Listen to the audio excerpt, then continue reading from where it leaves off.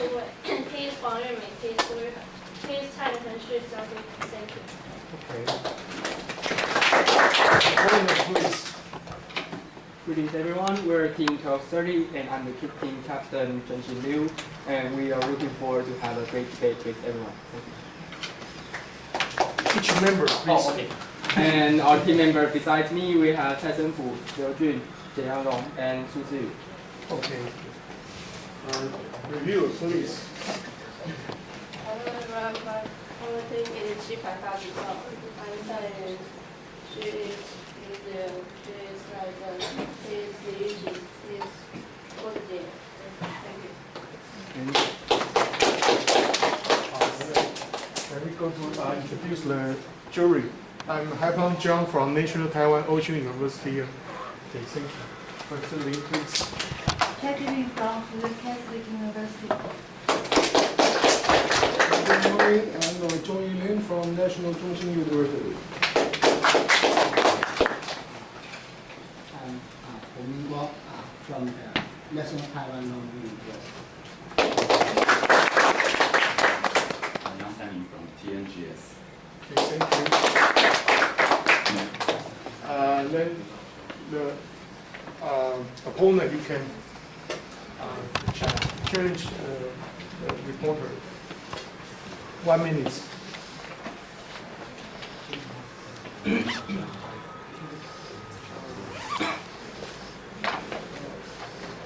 The opponent wished to challenge the reporter problem number 5, conical pile. Number 5. Conical number 5. It's fine. Conical pile 是第几？ Yeah, it's number 5, conical pile. And it's available. Why didn't we get those? Seriously, 我们没有拿到。Okay, then problem number 7, conical pile. Oh, no, correction. Problem number 11, azimuthal radial pendulum. Number 11.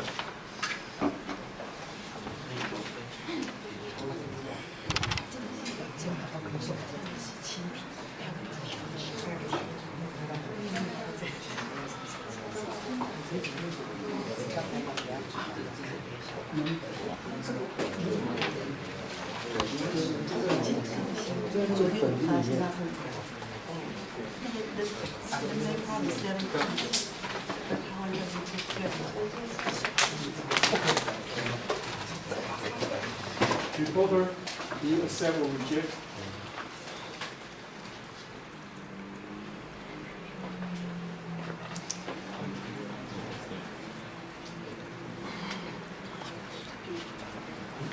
Now 才开始记是吧？是我刚刚那个英语小说里面在，还是老师就每天就是一直跑就好了。等一下我即使就一直跑。还是因为我是听你专场的，只是在。对。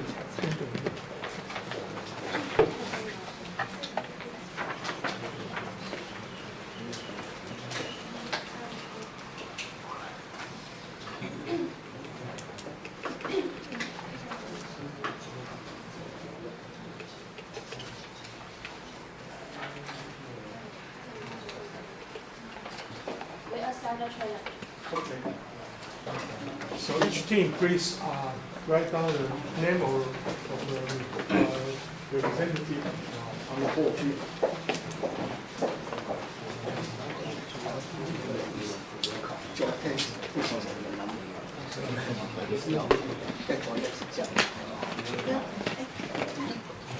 Copies, out on 17 copies on the original copies.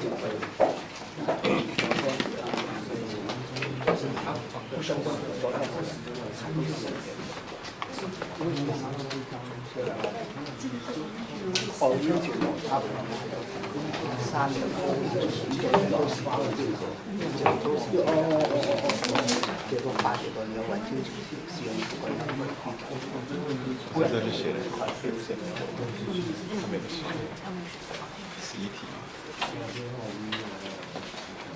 Reporter, you have 5 minutes for your preparation.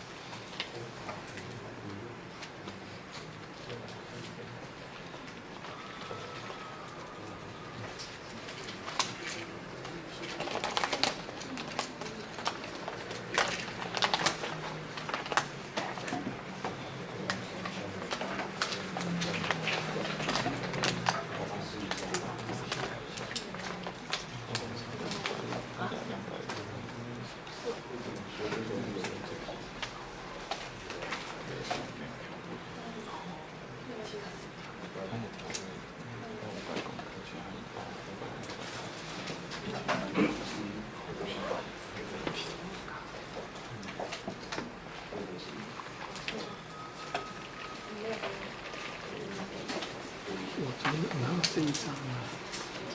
是昨天晚上跟着，老师你哪一场跟着？昨天没有，晚上我没有去，我没有参加，所以现在就是到底是原来的还是用这个可以的。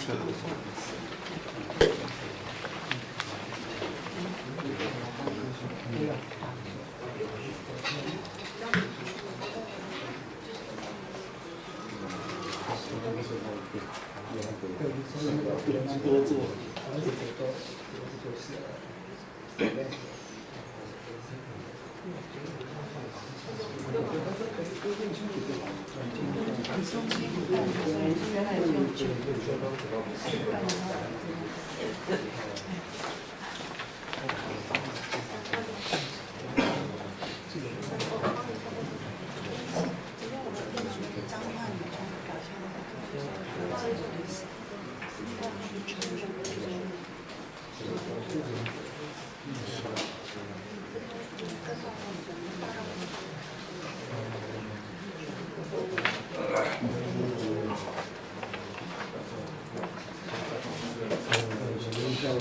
开头为主 ，number 不重要。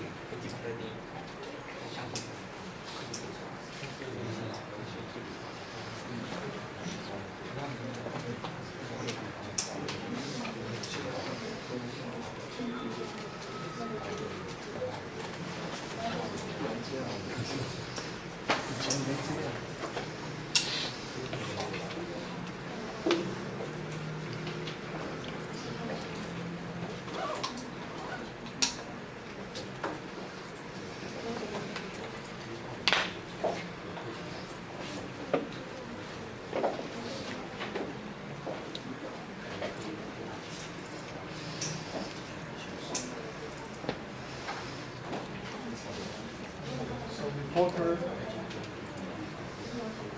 may take the stage. Okay, please. Okay, and so hello everyone, I'm the reporter from Team Elastic. And today I'm going to report problem number 11 at the Minnesota radio pendulum. And for the problem statement, we can see that fix one end of the horizontal elastic rod to a rigid stand. Support the other end of the rod with a taut string to avoid the vertical deflection. And suspend the bar from it on another string. In the resultant pendulum, the radial oscillations, which is parallel to the rod, can spontaneously convert into an azimuthal one, which is perpendicular to the rod, and vice versa, and we should investigate this phenomenon in our experiment. So after seeing the problem statement, we have something to do. First, we should define what is azimuthal oscillation. Because in our later experiment, we can see that the amplitude in the radial direction won't always convert into the oscillation in the azimuthal one. So we define the azimuthal oscillation by two things. First, in the radial direction, it should have the smallest potential energy. And in the azimuthal direction, it should have the biggest potential energy. When the pendulum is in both of these two situations, we'll call it an azimuthal oscillation. And second, what will affect the phenomenon? We should research about what parameters will affect this phenomenon. And and at the end we should use a function or use a formula to represent it. And here's my outline. First, I'll show you the phenomenon to show everyone a preliminary observation. And then comes the theory. We'll talk about the relationship between the parameters and the period of the oscillation. Then third comes our experiment result. We'll talk about some parameters such as length, mass, and elastic coefficient. And then last comes our conclusion. Here's my observation video. As you can see, we use a lighter rather than our hand to avoid our experiment error.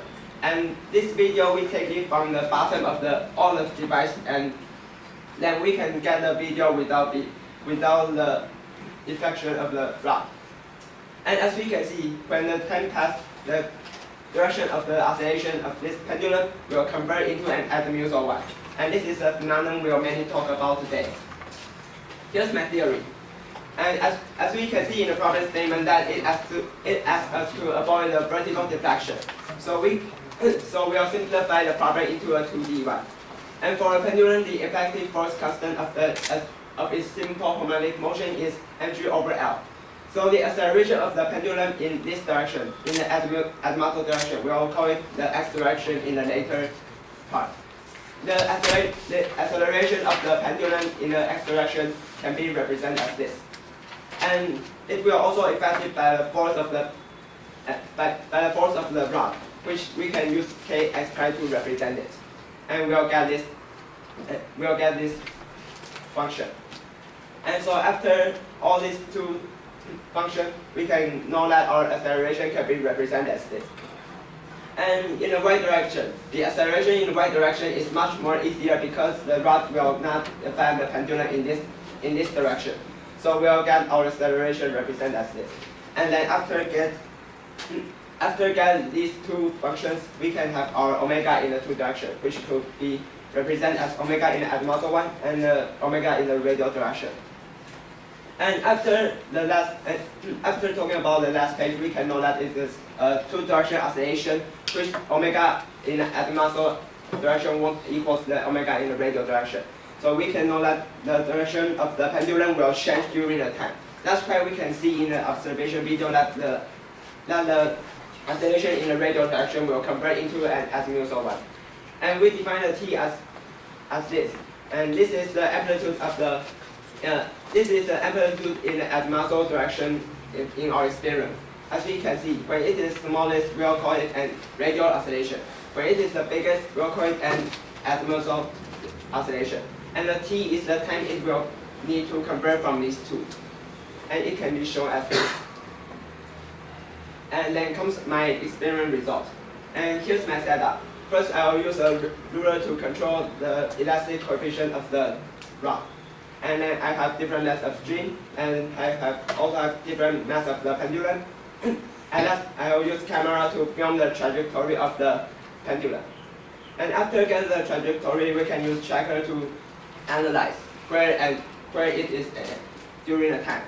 And then we'll use origin to analyze its trajectory,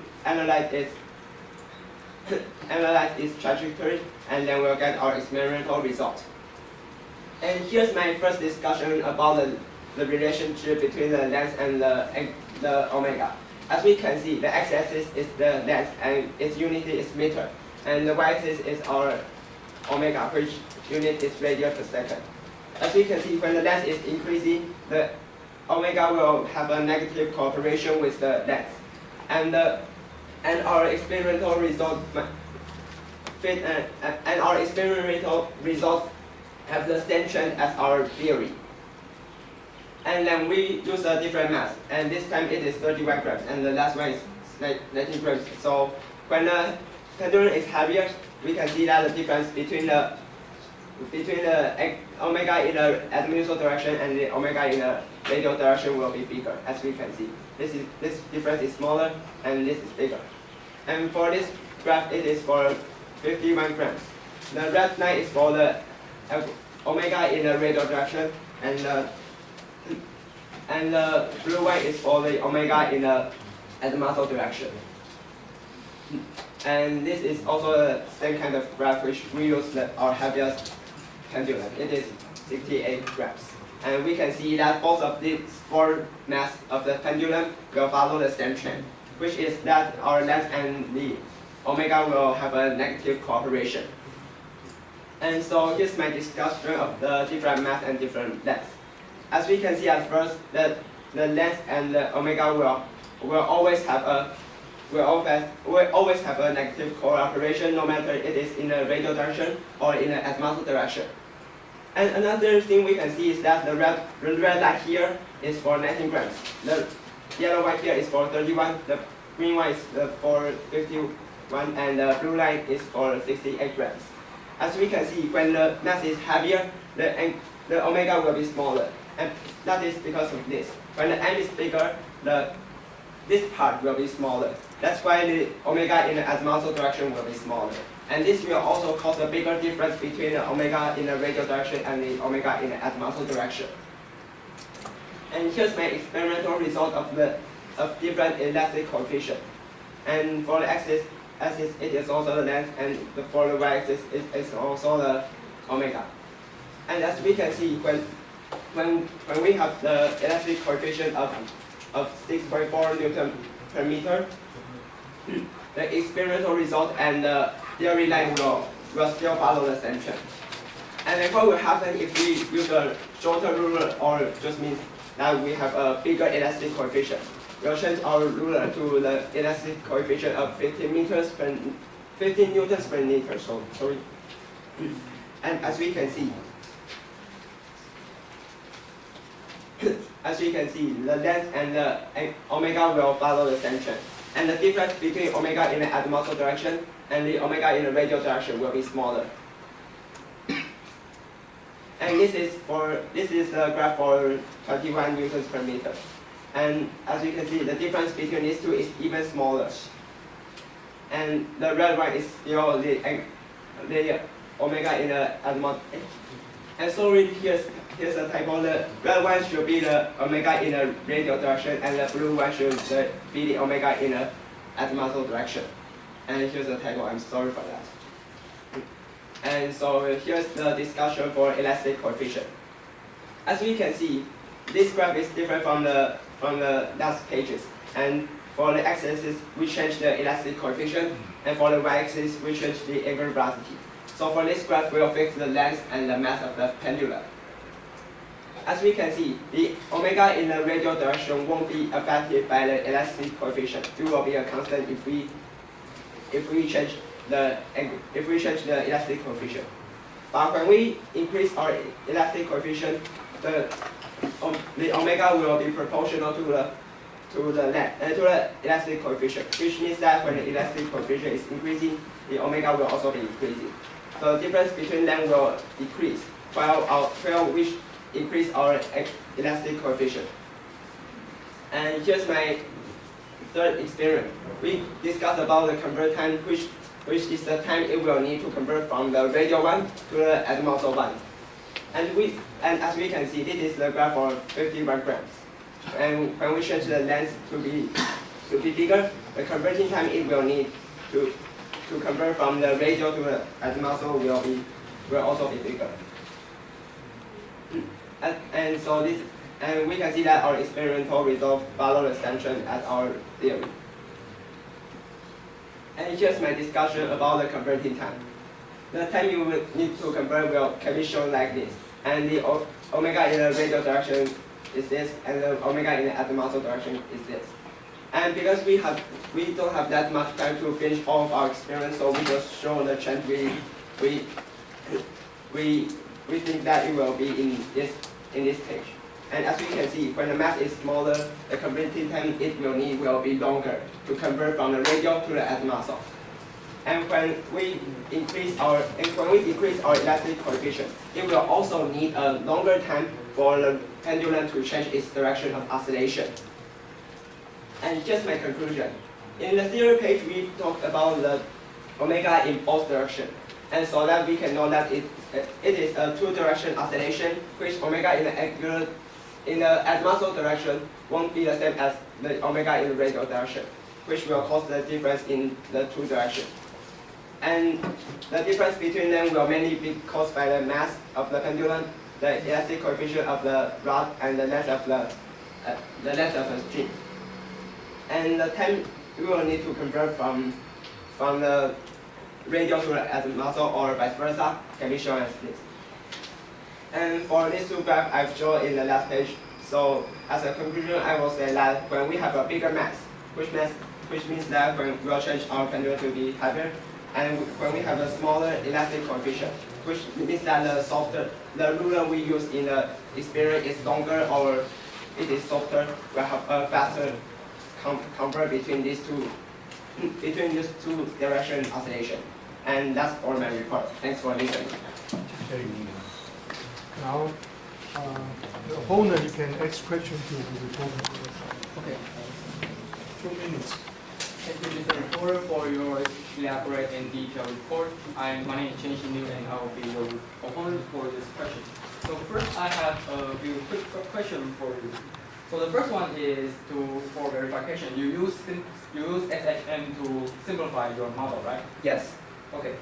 And how do you measure? Did you measure the elastic coefficient for your elastic rod? Yes, we do this kind of experiment. As we can see, this is the graph.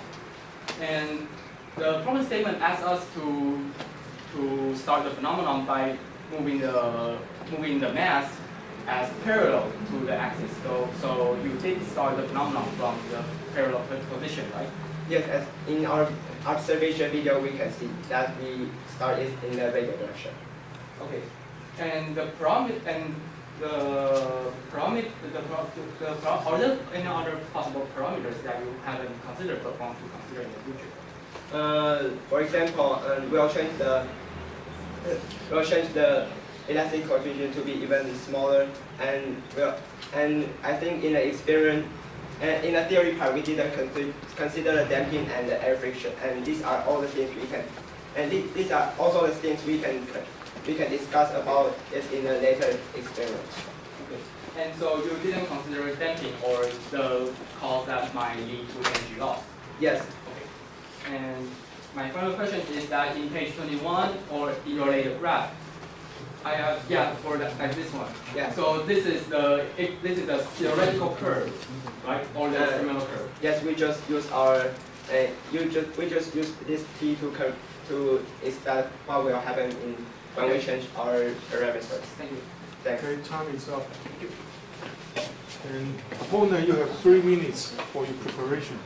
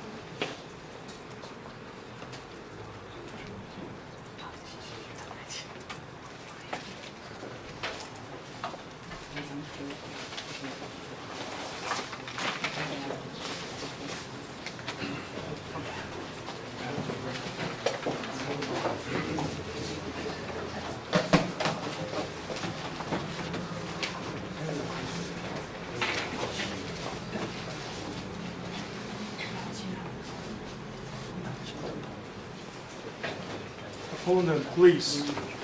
Take the 来暂停吗？现在暂停。 Yeah, with connection problem. Sure. 投影机坏掉了。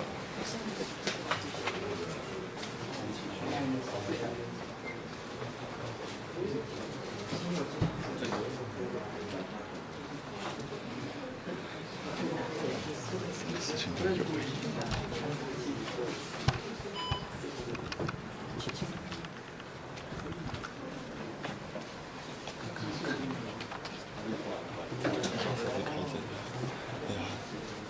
时间短。关了。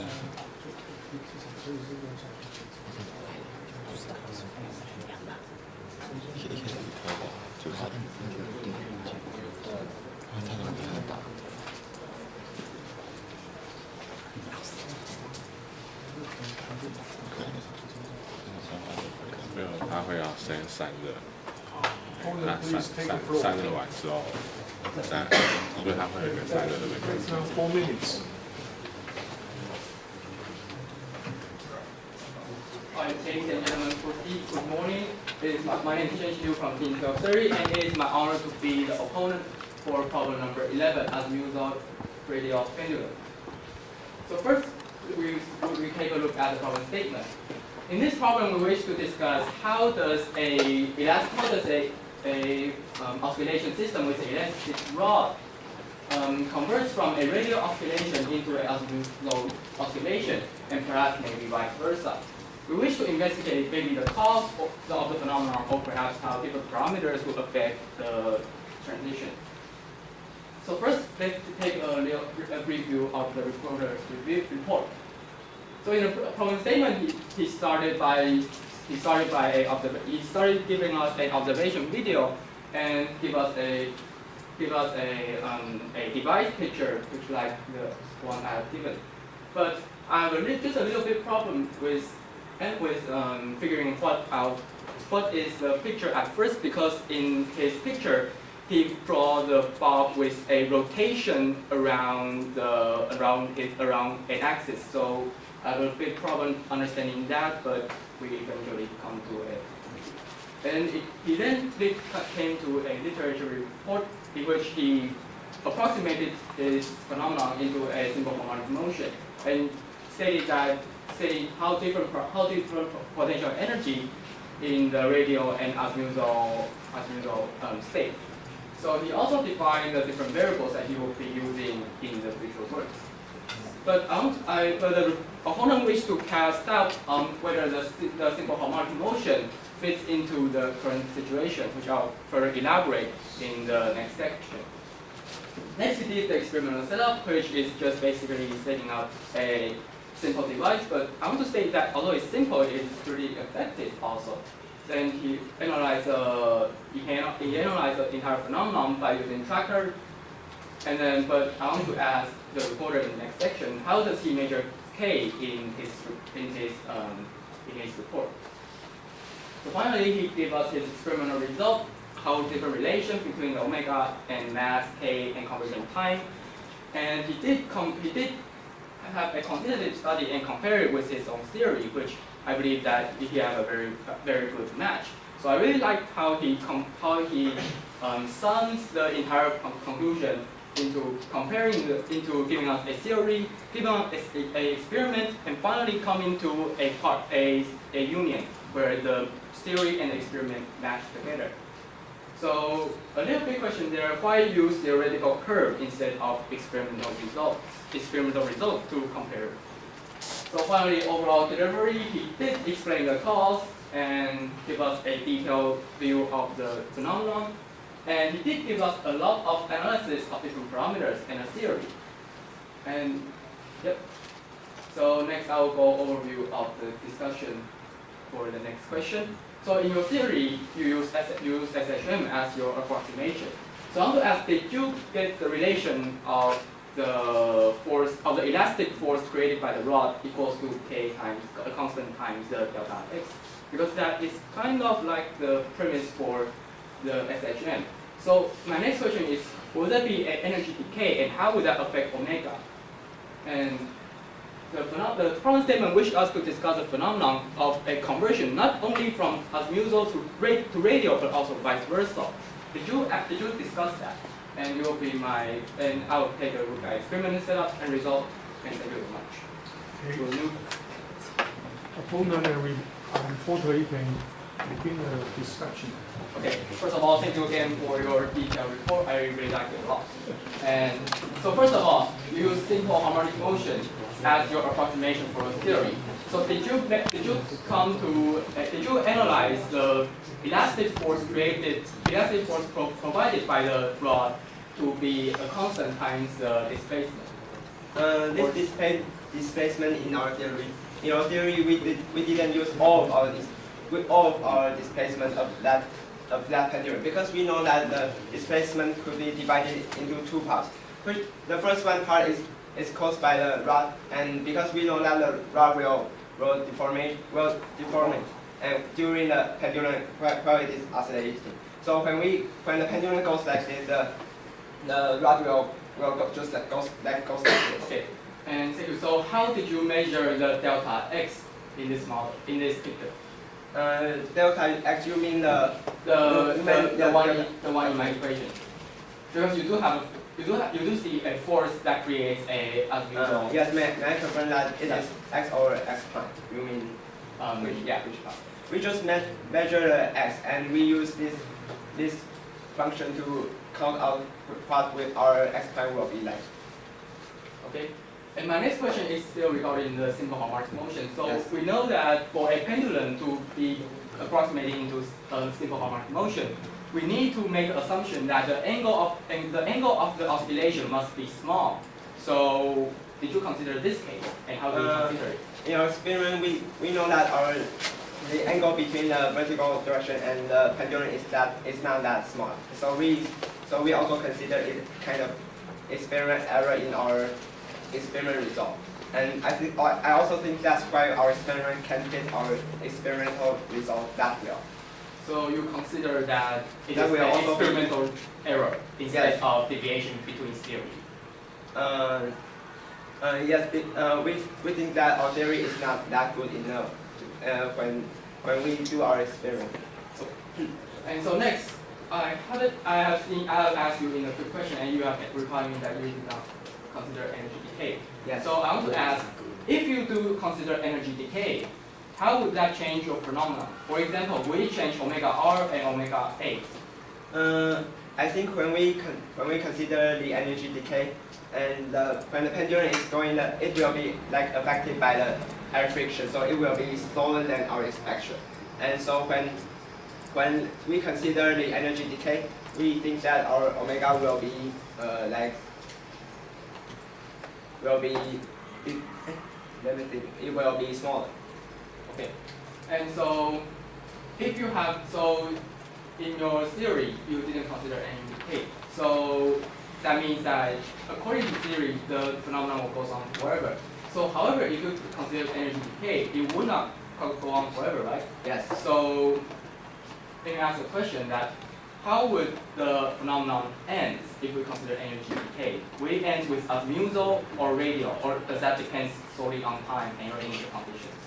I think the initial condition and some parameters will all affect and will all affect how it behaves in the end of this experiment.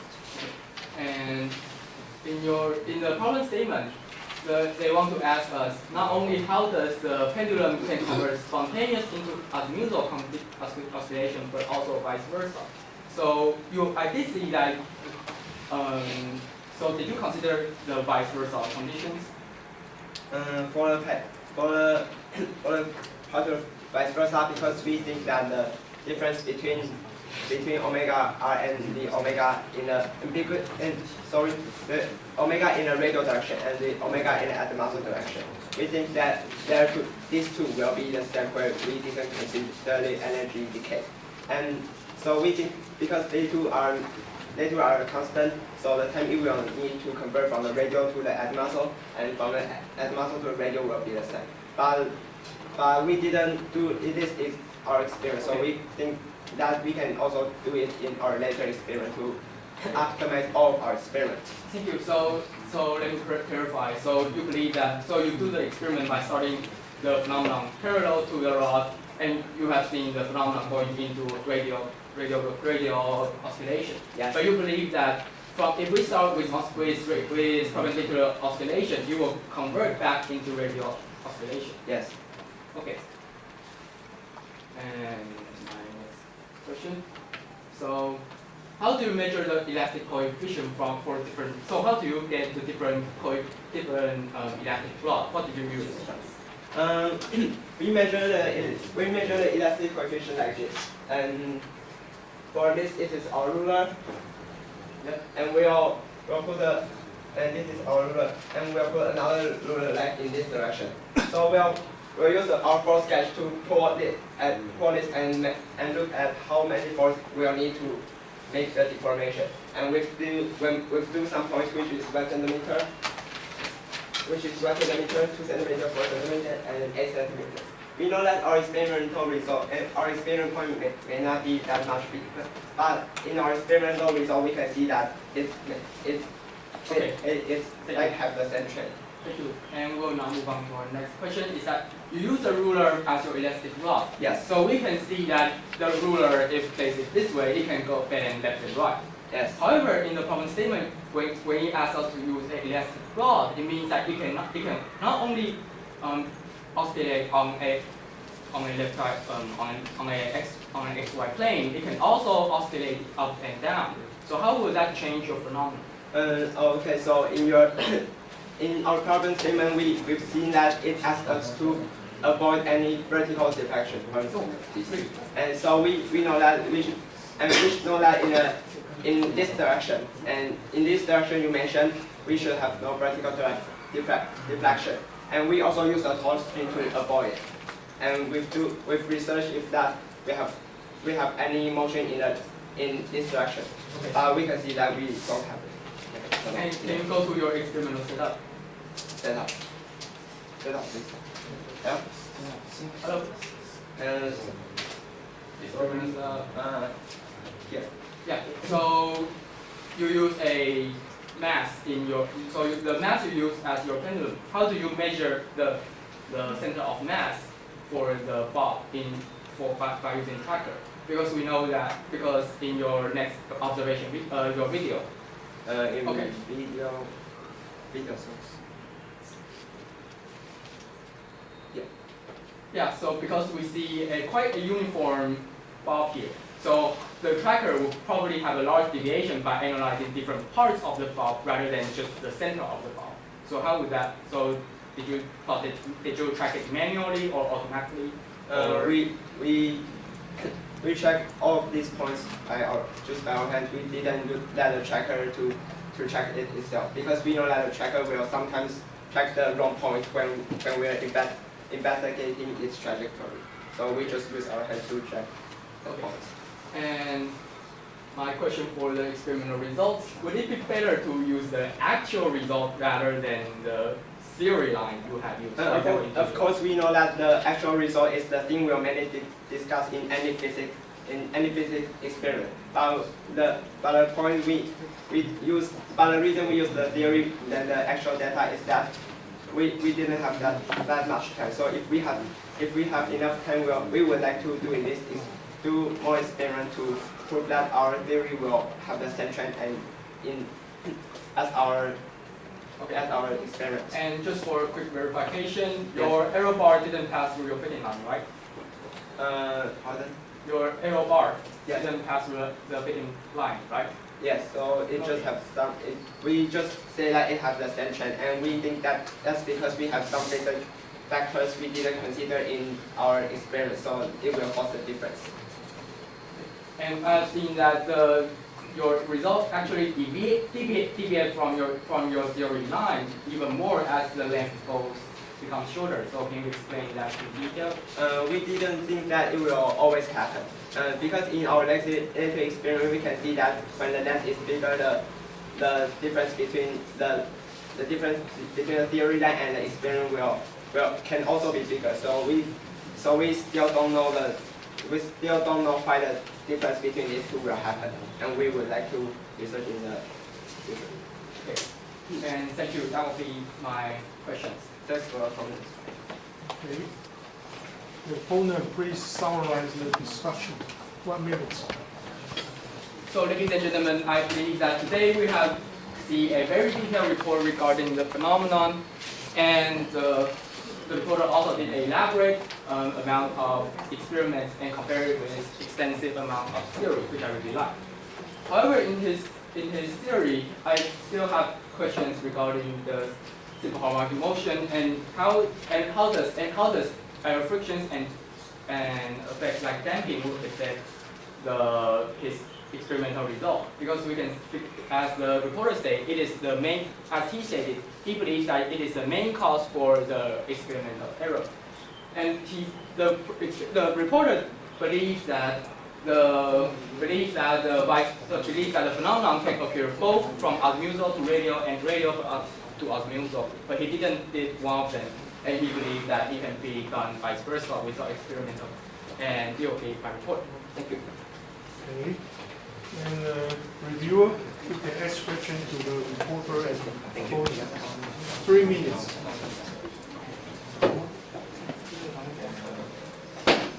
Okay, reporter, I have a few questions for you. Okay. And please, page 8.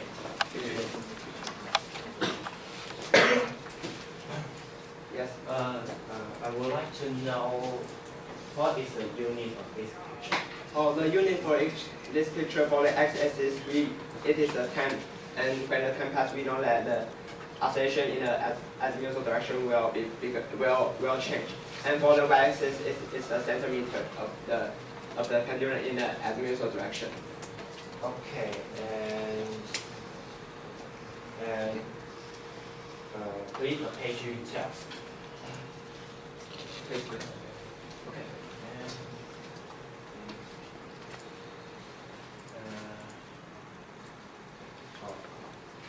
There's no question. Okay. And the point, I want to ask you. You just asked the reporter about the up-down motion, and so how did you think that will affect the experiment?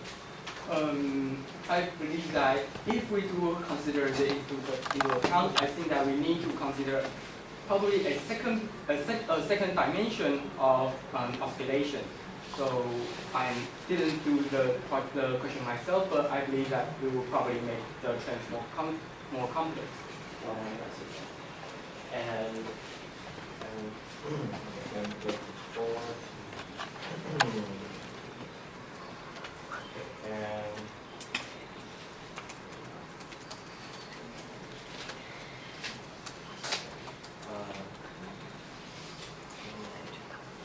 okay, that's all. Thank you. Thank you. Okay.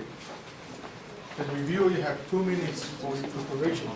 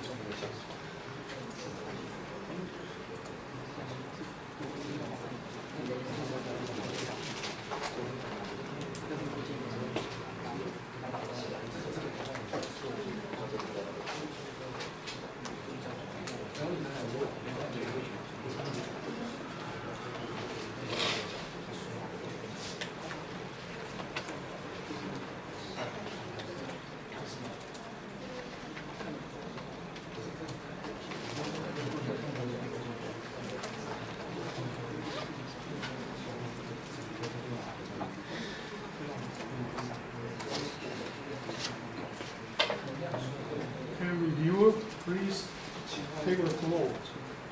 4 minutes. Okay, thank you.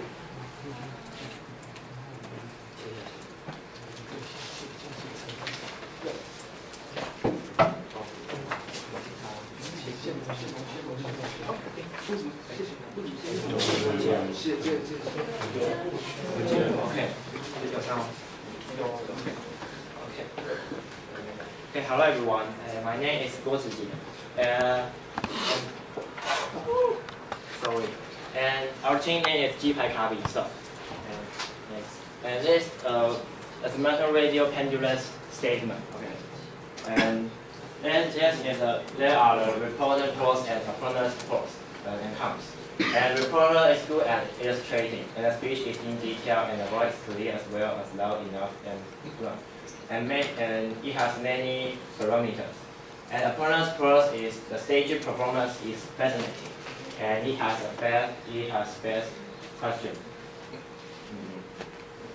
And cons of reporter is the theory is not good enough, and the opponent's cons, okay, there's nothing. It's very good. Opponent's question is what's the rotation in the beginning, and how a reporter measure the X. And the next is, and opponent's question is how to reporter measure the elastic coefficient. So an opponent question is energy decay. Well, energy decay affects the experiment, and reporter's answer is they didn't consider it. And the next opponent's question is how does the reporter measure K? And then the opponent's question when the energy decay and how to the energy decay. And I just asked the reporter the question ask the opponent how to letting the energy decay. Okay. And then probably explain that. And the next is opponent's question ask the reporter about will effect like to use actual data rather than in theory. And reporter answers they don't have enough time to finish the experiment. And I think the exactly experiment data is better than the predict and the bad than theory. And the next is opponent's question why use the curve. Okay. And that is opponent's question about F-gi case. And opponent asked about a semi-harmonic motion to the reporter. And the opponent's question does the vice versa in the experiment of the reporter. And the next question is when the moves them down and will it affect or not. And I just understand I asked the opponent. And the next question of the opponent is reporter use hand to drop the point. The reporter's answer is the checker may have there is something wrong with check error in check we during use checker, so they draw the point with hand. Okay. And that's all. Okay, time is up. In the reporter, you have 2 minutes for your concluding remarks. And thanks for the discussion between the opponent and the reviewer. I really appreciate it. And for the vertical oscillation the opponent talks about, the problem statement asks us to avoid it, and we do some research on it. And so we just film it from the state of all the device to check the vertical displacement.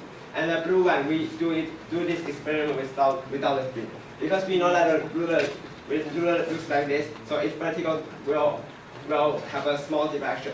After we add a string on it, it will be even much more smaller. So we can know that in the vertical direction we have almost no displacement. And that's it. And for our experimental error, we think that the opponent gives many advice to us, and we think that also something we can consider in the future. And for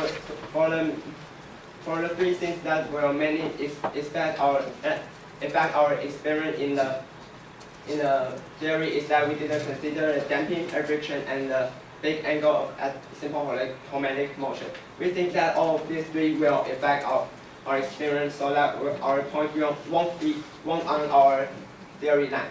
And the vice versa part, we think that we can do some researches, which we can research from the radio to azimuthal and divide it from the azimuthal to radio, so that we can know it more. And for the energy decay, we think that we should also research it. And for my conclusion, we know that the two-direction oscillation will be affected by this, and the time will need to convert to conditional as this. And so by these two things, we can draw two graphs. And when we have the bigger mass and the smaller elastic coefficient of the ruler, we know that we'll have the fastest convert between these two. And thanks for the discussion between the opponent and the reviewer again. Thanks. Okay. Now let's move to the question of the jury. Each jury please only ask each time ask one question. Please, any questions? First of all, please.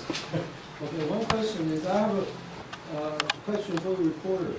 Okay, if you start out with the radio oscillation, then what is the mechanism to generate the azimuthal motion? I think the pendulum only be affected by the string, so this will much related to the force caused by the string. And when the pendulum is oscillating, we know that it will, although it is small bar, although we try our best, but we'll have a small displacement in the x direction.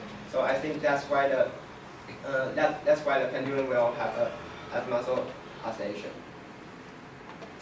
Okay, any questions? Julie?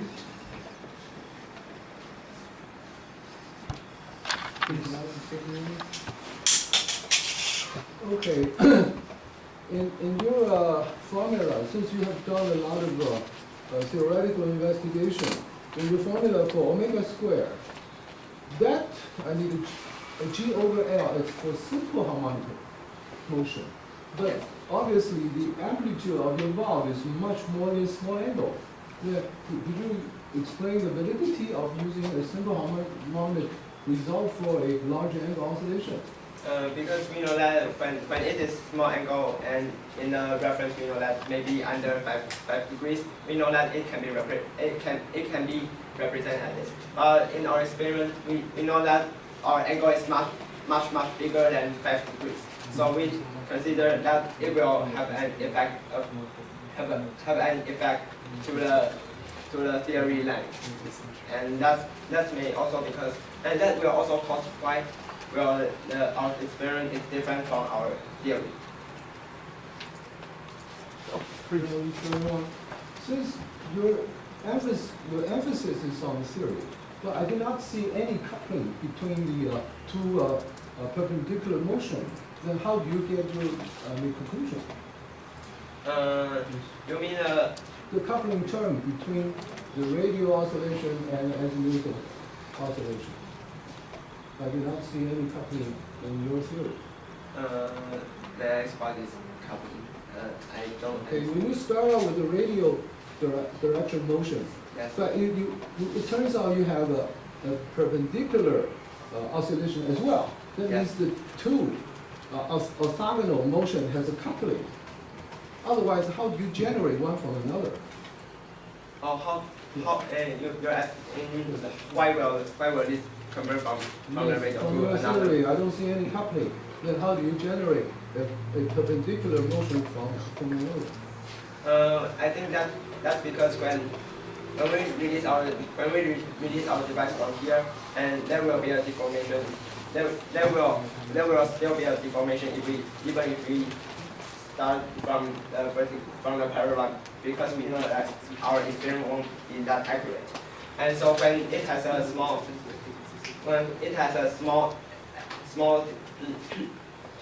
displacement in this direction, we know that it will give the rod an energy, and which will cause the be a potential energy for the rod. And while it is rotating, I think that there might be some reasons for the pendulum to give the rod more potential energy to increase the displacement in the azimuthal direction. But we still don't know why the energy in the radial direction will convert into an azimuthal one. And I think that's also something we should mainly discuss about. Okay, what material is your rod? Our rod is we use ruler to represent the rod in the. Okay, ruler. What kind of a ruler? Is it metal? A metal ruler? It is a plastic one. Plastic. Yes. Okay, then did you estimate the deformation along the radial direction in oscillates? Oh, you mean that the elastic rod will also have deformation? Yes. Because we claim, right? Because we can see even if the ruler is kind of like 2 centimeters, it will just have a small displacement in a radial deflection as my conclusion. And I think when it is but even if we turn like this, and I think the main thing the ruler will do in a radial direction will be when it is oscillating, it will be like this. And I think the thing it will affect the radial will be manifest by this, but not the deformation. Time is up. Okay. Now it's time for scoring.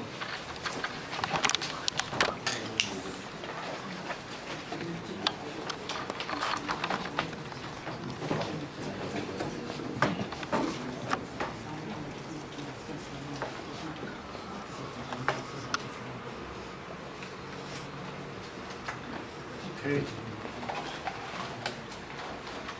For the reporter. Yeah. Now, should we show the score for the reporter? 8, 7, 3, 7, and 6. Thanks for doing. Now, we show the score for the opponent.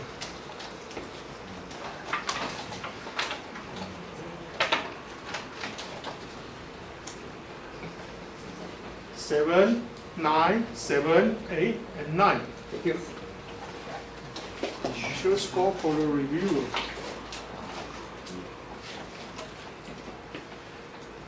5, 7, 5, 6, and 5. Thank you, juries. Okay. So any comment from the jury? Yes, I do have a comment.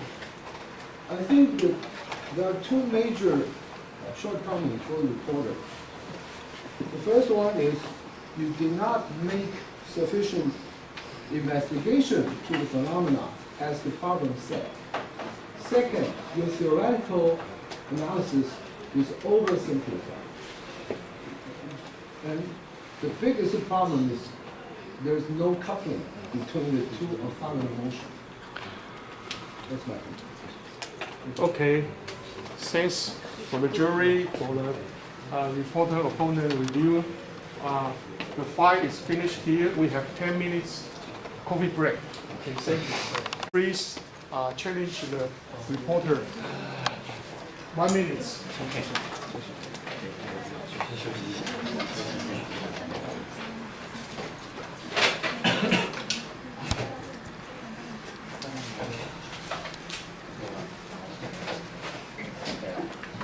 Opponent, please. Okay. We would like to challenge the Hilbert function.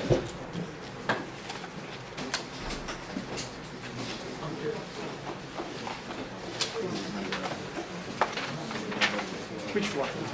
The problem number 4. Number 4. Hilbert function. Number 4. 他们是要做那边，可以不要做那边吗？照理论上他们应该要从这边。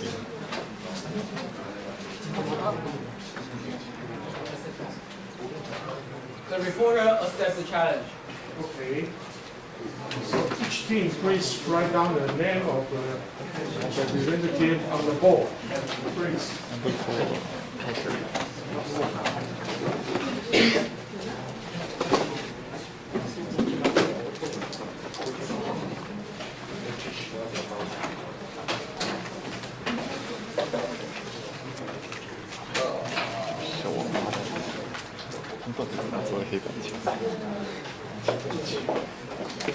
Reporter, you have 5 minutes on preparation.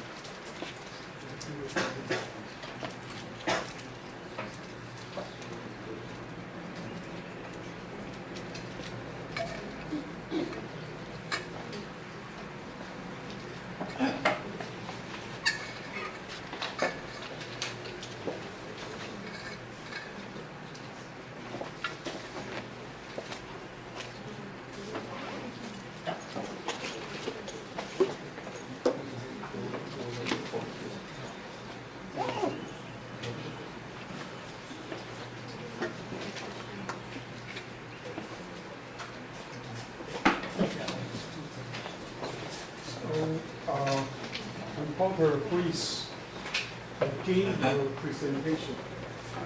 Okay. Please.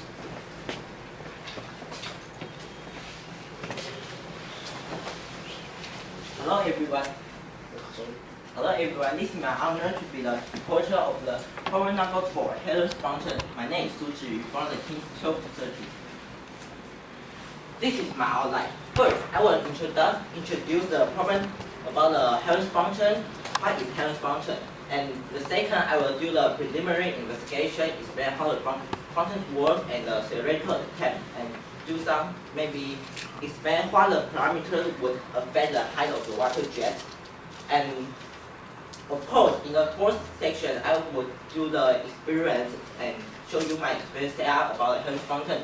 And next, I will show you my conclusion about this problem.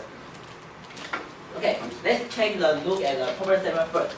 As a reporter, I think that in this problem statement, it gives me the 2 short sentences, but I can get 3 main focus from the problem statement. First, as a reporter, I have to construct a Heller's function.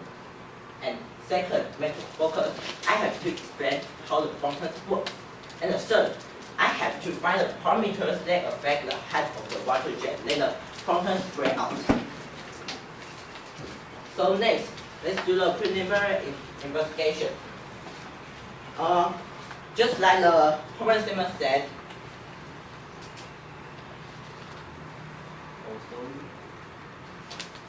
okay, I have constructed a Heller's function.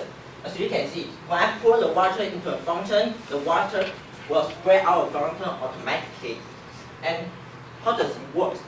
On the left side is an easy model for a Heller's function. When I pour the water into a function, and the water will be flow into the bottle just below all the main function, and the air will be pushed into the next bottle just above one. And the water will be replaced and spread out of function. And so the water will just fall down and into a main function and just go through and through like it would. This part is the Heller's function and how it works. So I have introduced what is Heller's function. Now I will show you my theoretical attempt, maybe the theoretical model for the dynamic. The theoretical model, I use the Pendulum principle. First, I construct the fluid. The water is incompressible and Newtonian.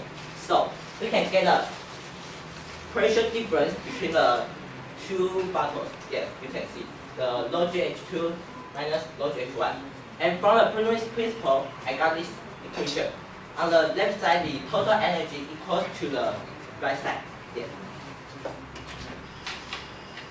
And as you can see, to do some mathematical calculation, I can get the velocity of the water jet here related to the squared pressure difference. This 2-1. But in this principle, I have got is the velocity of the water jet. But the problem statement told me that I have to maybe observe is the height of the water jet. So I use the law of conservation of magnetic energy. I transfer the velocity into the height, and I get the equation. The height of water jet equals to the height difference between the 2 bottles. And from this equation, I not only get the height of the water jet, but also I know there is a limitation of the water jet, which is equals to the H2 minus H1.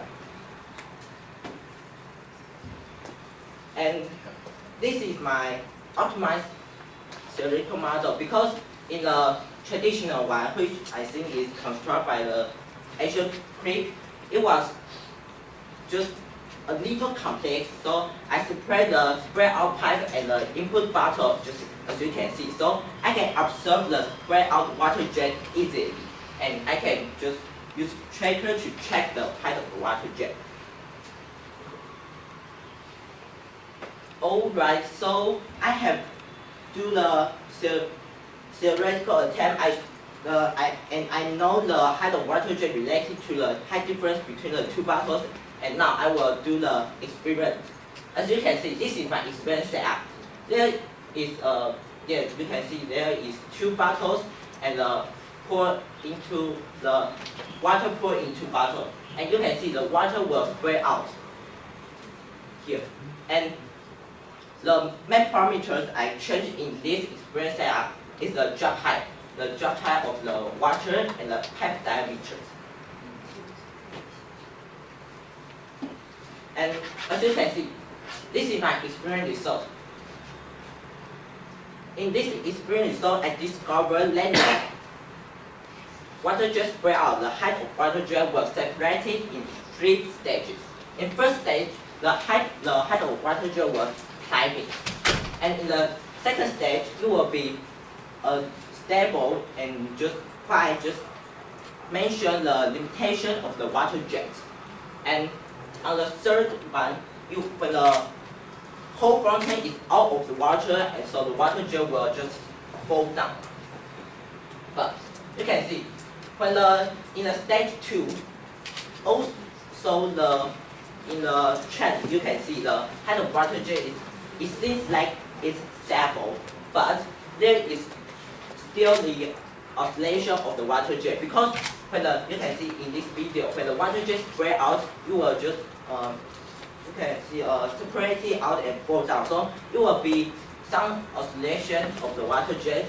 So next, I do lots of different, the same experience in different types, and I get the average data of the height of water jet and a smooth trend of the water jet. So I can observe the whole phenomenon easier.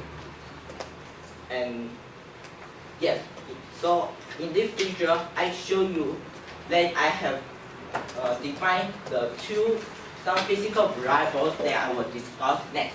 First is the height of water jet. The height of water jet I will discuss is in the stage 2. Since in the stage 2, you will have the highest height of the water jet. And also, I will discuss the duration time, the whole fountain works time in this phenomenon. And just what I mentioned, the parameters I changed is the drop height. So you can see, when the drop height gets higher, this is the orange line is the drop height, which is 100 centimeters, and the blue line is 60 centimeters. You can see the height will become higher if the water drop height from the higher place. And also, you can see the duration time. The duration time of the 60 centimeters is longer than the duration time of the 100 centimeters. As the reporters explained, I think that because the drop height from 100 centimeters has a higher potential energy, and the potential energy will transform into kinetic energy, and the kinetic energy which means the velocity of the water. So the whole phenomenon will get maybe faster than the water which is fall down from the 60 centimeters. And you can see, when I have do 4 different I have changed the drop height into 4 different heights, and there is a trend between the 4 heights. You can see when the drop height get higher and the height of water jet will get higher too.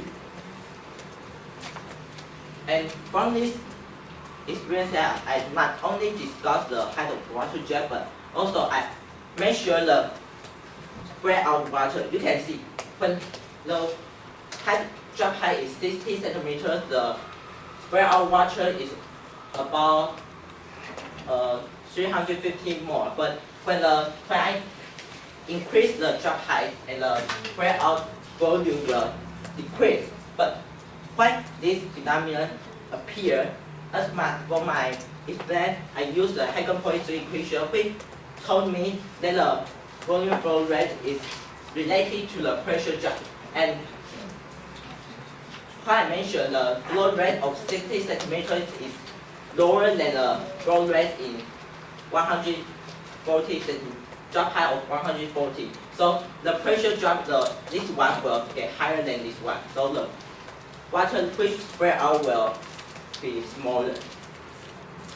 And in the next experiment, the parameter I changed is the pipe into 3 millimeters, and as you can see, also the diameter of the pipe is changed.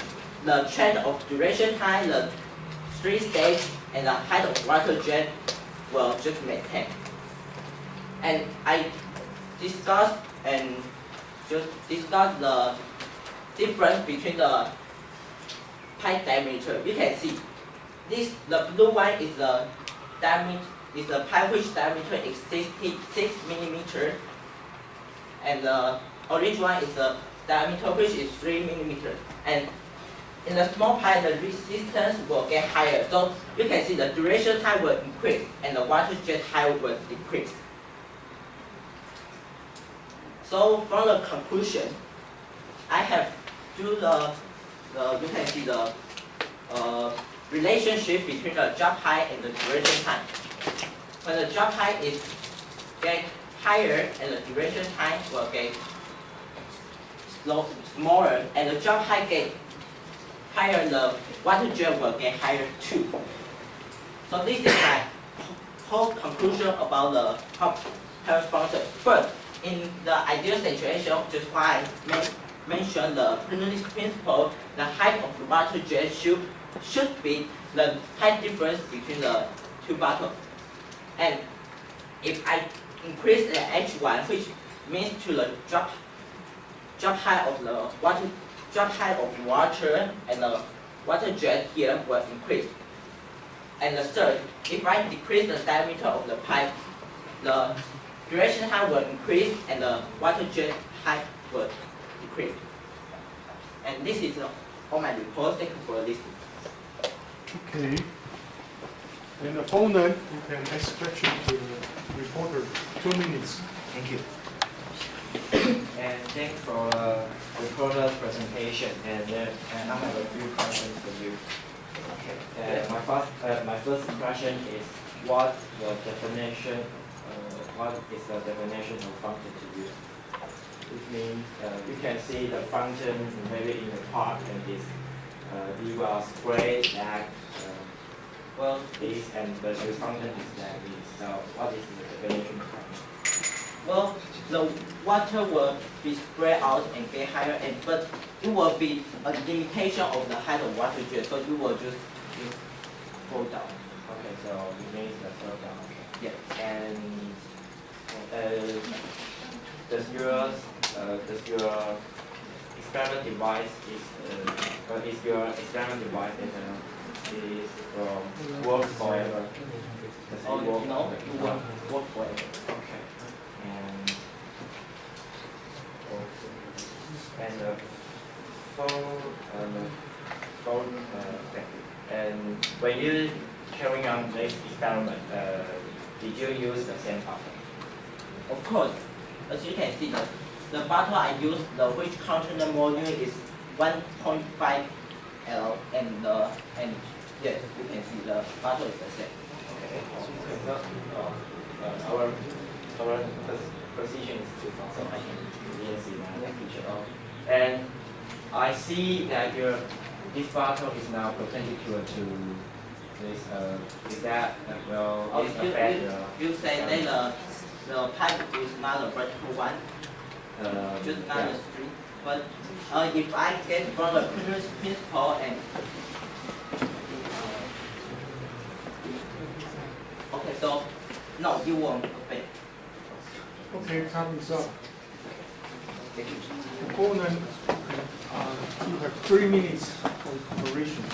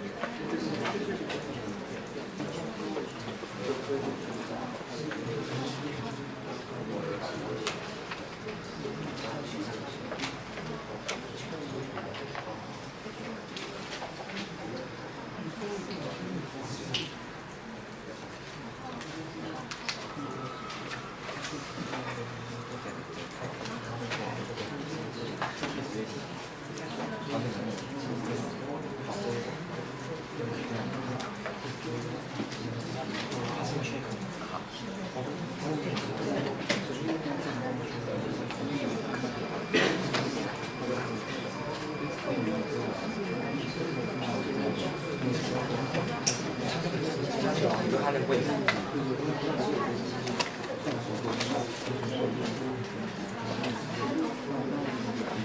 就是问它的水有没有进。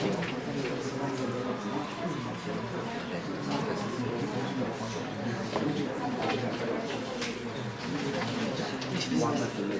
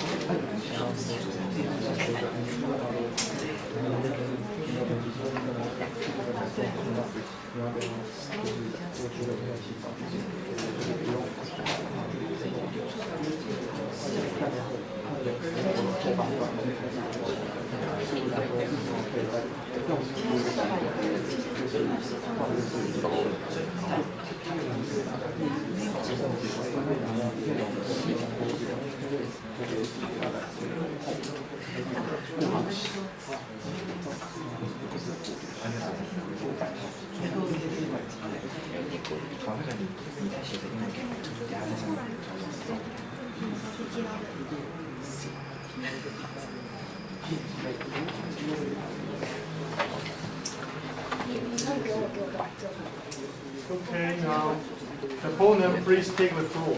Okay. Thank you. You have 4 minutes. Okay.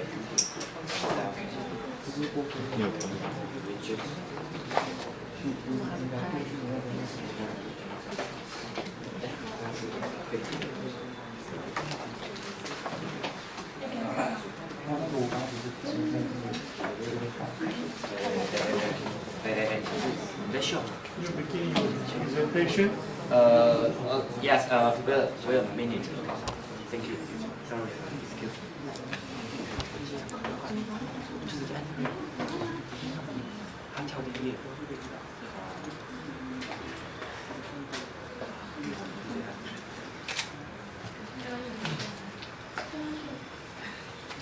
Okay, my name is 郭子杰 and my team name is 鸡排卡比兽 and okay, let's start with the opponent. And this is about the reporter. And the strong point of the reporter is that he is good at illustrating. Okay. The speech is in detail, and the voice is clear and loud enough to group. Okay. The stage performance is excellent. And the weak point is the pictures not clear, and the words are too small to look. So, because our position is far to left line, so maybe your word can be more larger. Okay. And it is the reporter main point of his presentation, and the height of the device is H1 and H2. And when H1 increase, the height of the jet increase, and the diameter of the pipe increase. The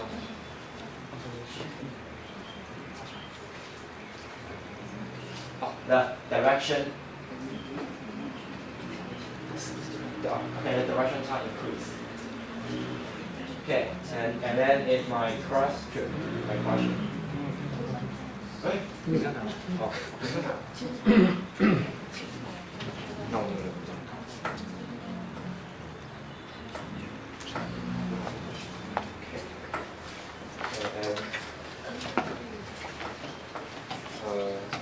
And my question is what the definition of function, and will the device work forever, and did it use the same part in his device, and the next I want to ask a problem in the discussion is 14 and is slide 14, the wave and about the wave and his job hat and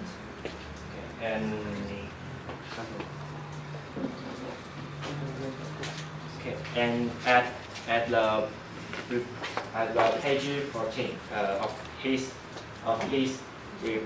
report, I think the part 2 he can define the part 2 more earlier, And at the page 16, is the arrow is the arrow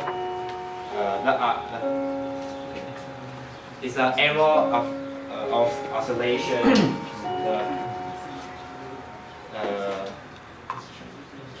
of shaker, okay, or the flow rate is not unstable. And when the stable, when it is stable, what is your page 14's definition? Okay. That's all. And go. The reporter can discuss with the opponent, please.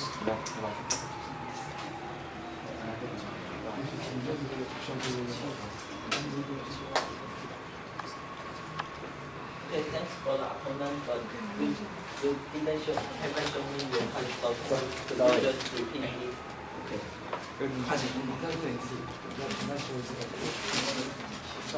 So maybe we can discuss the page 40 first, right? And the problem you just asked is Sorry, at first I want to ask the follower. So can you explain again? Well, as you can see in my experience, I discovered lake level with 3 stages. And the first stage is the water jet was down climbing, and the second stage, the water will be square. Because there is a drop high energy from, just you can see the Pendulum principle, and the hot water jet will be the limitation of the water jet. However, the Pendulum principle is an ideal situation. So the height of water jet won't be just quite as high as I mentioned in the Pendulum principle, but it will just tell me there will be a stable limitation type of water jet. Okay, you just said ideal situation. Do you think when the experiment is in the ideal situation, and there will be the change will be what? Well, if the experiment result is in the ideal situation, the trend will be trend of 3 stages will be just as the same. But which I mean is there will be a climbing stage, stable stage, and falling stage. However, the difference between the 2 situations is the height. The height of the stable stage will become much more higher than the experiment result. So is there a wave in this picture? The theoretical result. Yeah. Maybe I just explained in the 16 centimeters.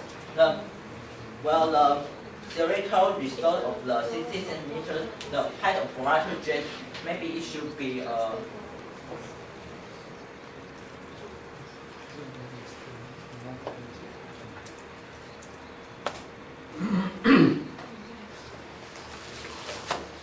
so okay, maybe it should be the 27 centimeters. However, the height of water jet I just showed you is 2 centimeters, 2.5 centimeters.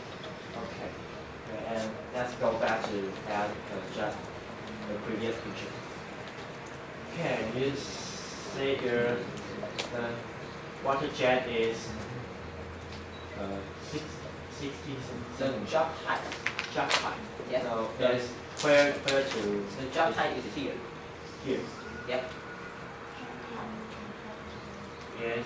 Here to The drop height is when the drop height is when you yes, cool I the pour liquid. water into this bottle, and the water will be flowing into the bottles down below. And this is the potential energy you will give to the whole bottle. Okay.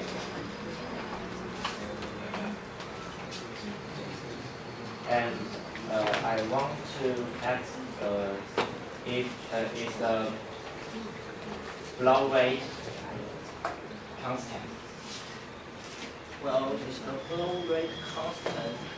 Which you mean when the water flows through the pipe, and what I can get is the average velocity of the water the pipe. And I want to ask the pipe and the pipe list and the pipe list material is the same. Yes. Okay. Wait a second.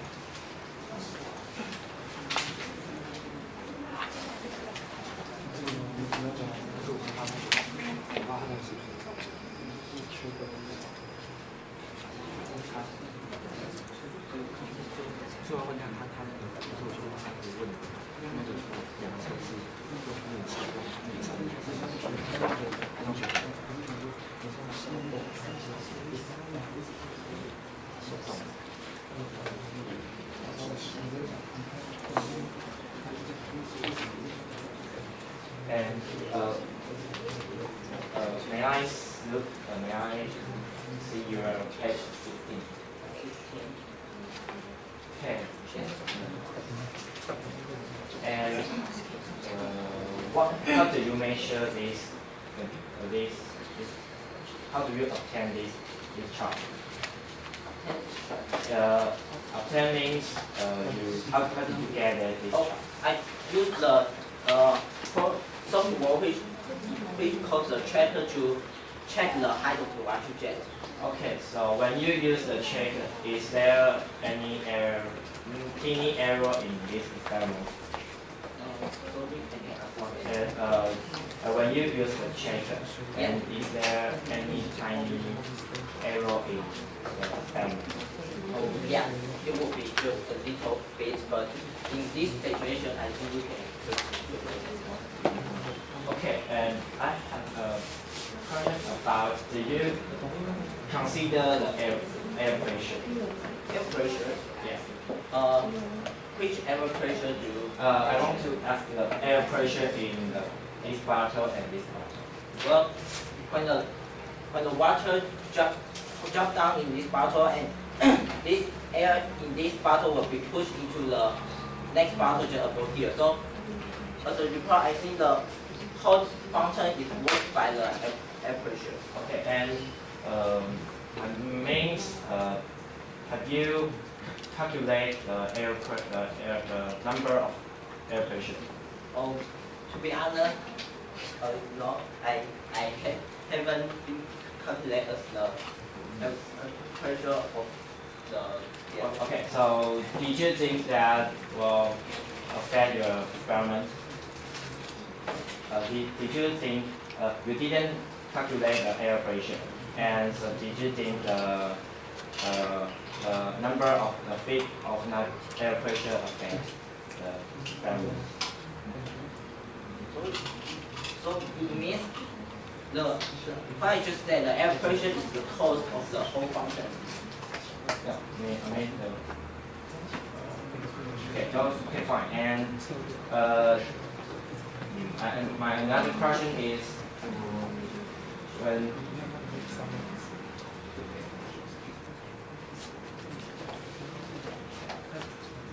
if you ignore the feet of air pressure, you didn't calculate the air pressure. Yeah. And can I look your equation? And you didn't consider that and will that affect? I think it is the two different things because you said what I just said is Coulomb principle which related to the total energy of the system, but you said the air pressure, but the air pressure is the maybe the transport location to transport the just make the whole function work. So these are the two different things. But you say that the water will flow to this bottle is because of the air pressure. Yeah, but I just discussed about the total energy and I got the height of the water jet. Okay. So this okay. is just. Okay, I think in the future time you can, if you have time, you can consider the air pressure. Okay. And that will make your experiment more complete.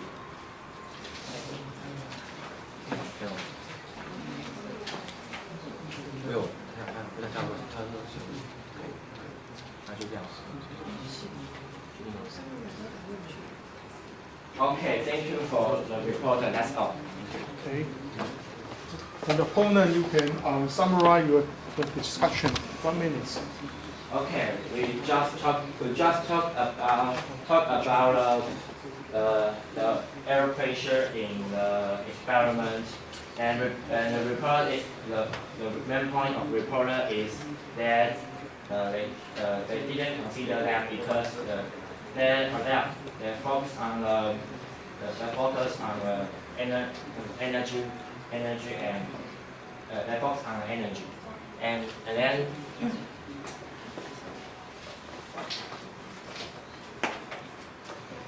And then we also talk about the definition of function.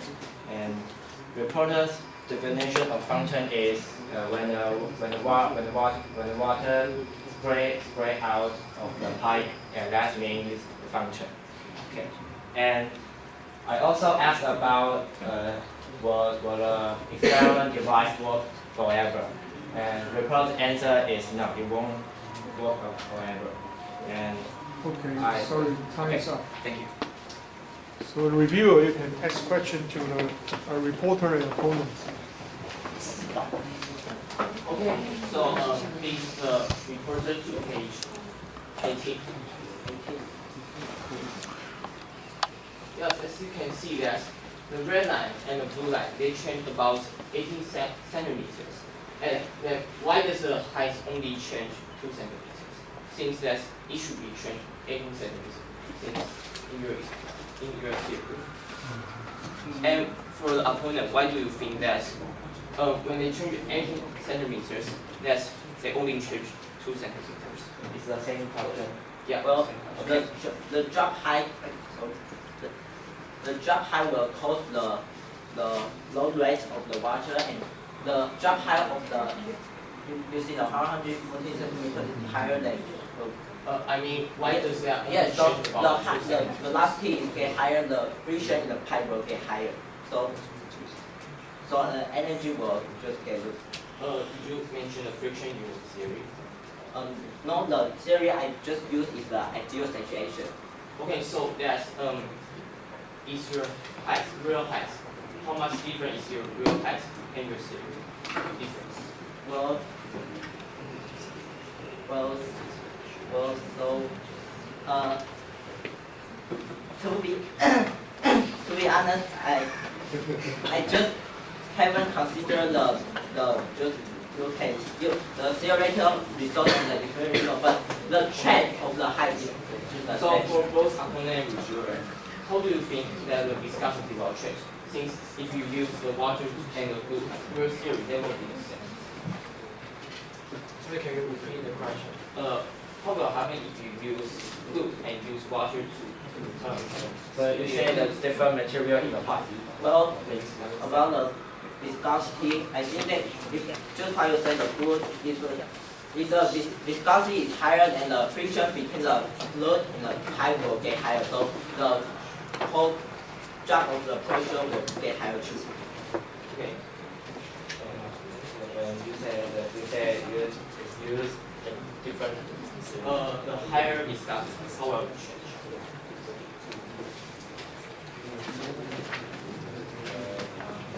How will I change? How will the function's height change? Function's height change. Okay, next one. To the observation video. Can you see that it goes up and down? Please explain that for both reporting. Well, when the water jet gets higher and it will have a limitation and it will fall down. So it will be a little water just pushed back. Oh, time is up. Okay. Thank you. Reviewer, you have 2 minutes. Prepare your presentation.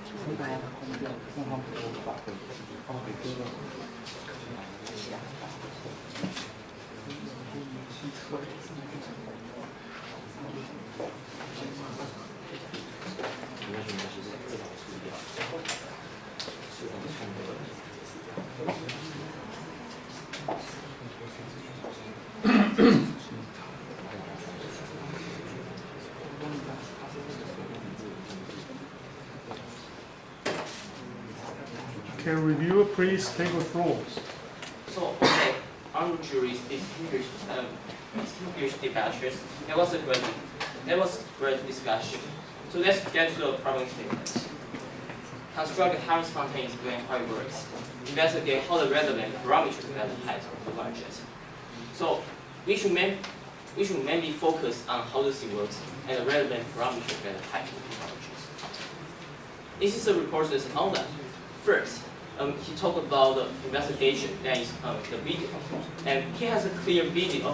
But however, he does not have the clear setup pictures. And here he used the ideal Bernoulli's law, which is delta p equals to log g h minus log g h1. And for the parameter, he changed the height, the diameters. However, the reviewer believes that they can have more parameters since that the density is also the viscosity is also important. For opponent's pros and cons, he has a clear overview of reporter's report and mention the type is vertical or not. And for the cons, did not discuss about the experiment fully does not. And the questions are too brief, and there is no detailed discussion. This is a Q&A. First, the opponent asks if the vertical view will affect the results. And then the reporter asks, answers it won't affect the results. And the reviewer believes that if it is vertical or not, it will cause a force that goes this way, and it will affect the results. And the flow rate constant. And the reporter's answer is average velocity of the water between the heights. I believe that the reviewer believes that in Bernoulli's law it should be a static flow. And the error bar of the graph. The reporters believe that there's just a little bit changes, and the reviewer believes that the error bar is important since that it can show the error in the experiments. For a point miss, they need more parameter to discuss, such as the viscosity, and the theory does not. Okay, and thus the theory does not fit their experiments. So the reviewer believes that the theory should be improved, since that maybe plus the pressure loss or other viscous parameters that can be improved. And for a conclusion, which is that the reporter and the opponent has discussed the phenomena is mainly basic, focus on the pressure and the gap between the two container increase, which means the load to edge is increased, and the height will become higher. And the diameter of the pipe decrease. The diameter decrease, the water jet also will increase. They use the Bernoulli's laws. And still, the reviewer wants to emphasize that the theory can be improved since that the reporter only used the Bernoulli's law, but however, in this situation, it does not fit at all. Thank you. Okay. Reporter, please take the floor for your concluding remarks. 2 minutes. Okay, thanks for both the opponent and reviewer. They give me some useful advice that I can prove in the future. First, I will just overview my experiment first. I construct as a Helmholtz function, and I put water in this, the water jet will spread out, and which the main reason is caused by the air pressure, and with the problem from the opponent, yes, I haven't considered about the pressure and friction in the pipe. So the error, the difference in the theoretical and the experience will be just a lot. So yes, this is the item that I can prove in the future. And another question about that, will the function work forever? The answer is no, because like I said, I have measured the spread out volume of the water, and I jumped down there is a difference between the pour water and the spread out water, so there is a pressure drop between the pour in and the pour out. And from the problem from the reviewer, about the viscosity of the fluid. When we increase the viscosity of the fluid gets through in the pipe, the friction will increase. So the height of the fluid jet will just increase. So this is some experience and the concluding remark of the reporter. Thank you.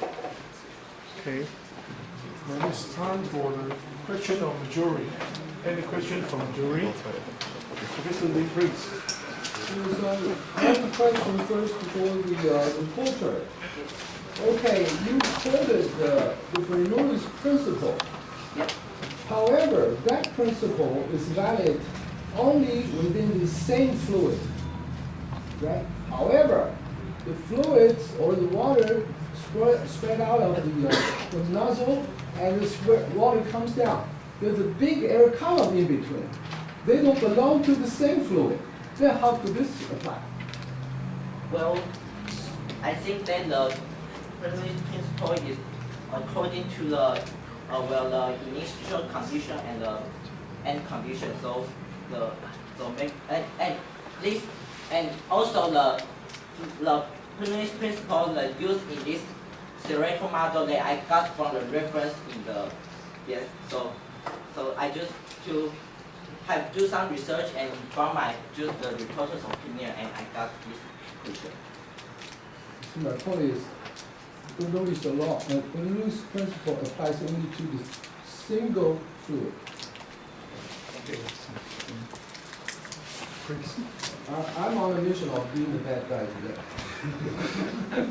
My second question for the reporter. You claim that the duration time is irrelevant parameter. The duration time will change while I change the parameters of the drop height. Would you think that the duration time has to do with the volume of water reused instead of the jet? Well, I just maintain the water volume. I pour the same volume of water into the whole function. Please. And please page 10.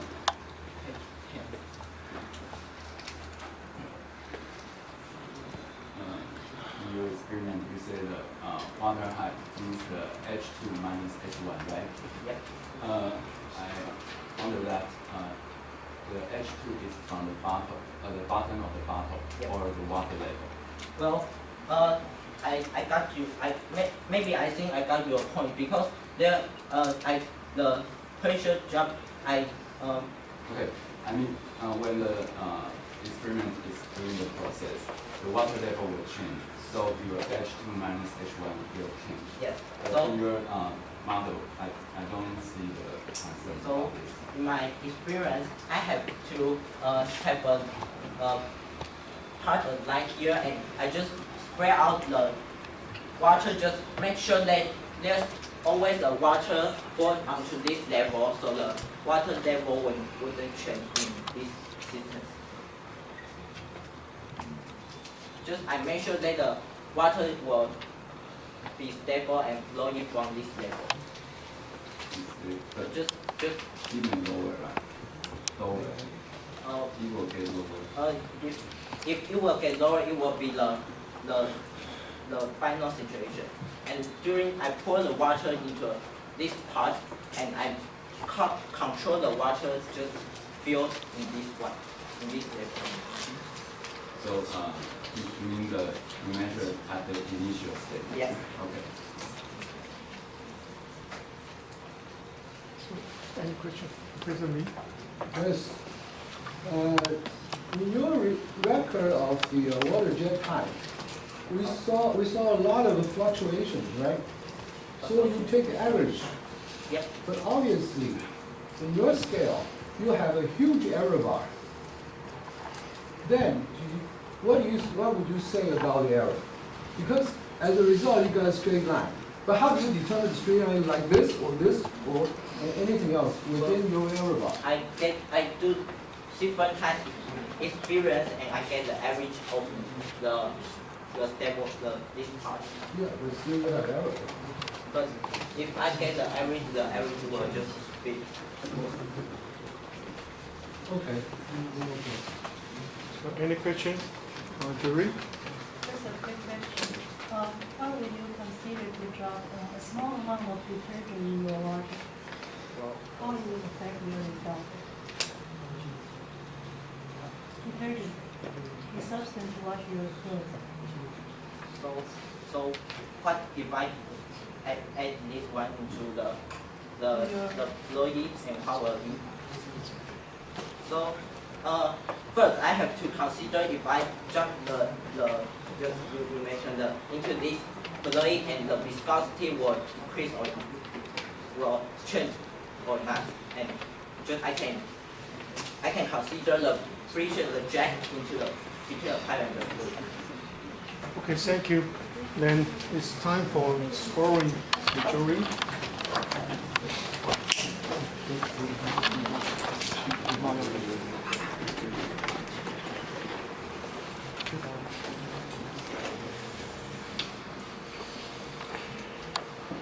Okay. Time on the score for the reporter. 5, 8, 5, 6, and 6. We show the score for the opponent.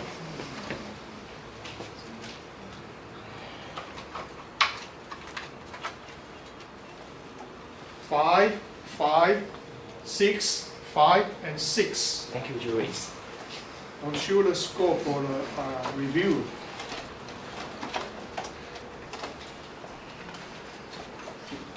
7, 7, 6, 7, and 8. Thank you, juries. So any comment from the jury? Yes. For the reporter. Well, at least you have done the experiment. Yes. So that's a credit deserved. But however, your analysis is not valid. Okay. And also for the opponent, I think you get an important point to ask the role of the air pressure. That's actually very crucial to this experiment. Thank you, teacher. Okay. Then we close this fight, and we have 10 time break. Okay, thank you. Third fight of this morning. Okay. 开始。So the opponent please challenge the reporter for the problem. 1 minute.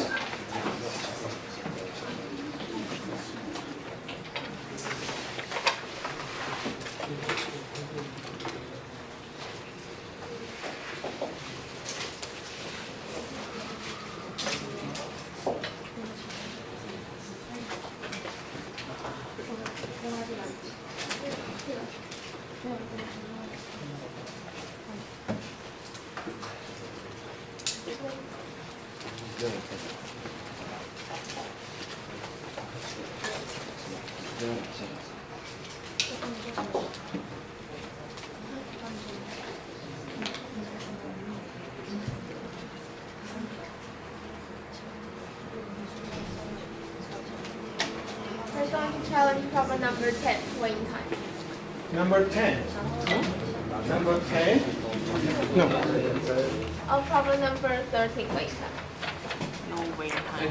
Number 13. It's not available for challenging. No. No 13 on the list. It seems we have two systems of numbering. Which is which? Waiting time. No waiting time. No waiting time. Another question? We have 15. Yes. Another question, please. The red paper. Oh, okay.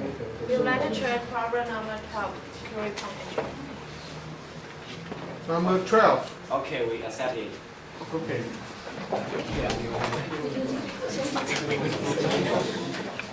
So reporter, you have 5 minutes for deliberation. So please write down the name of the representative on the board.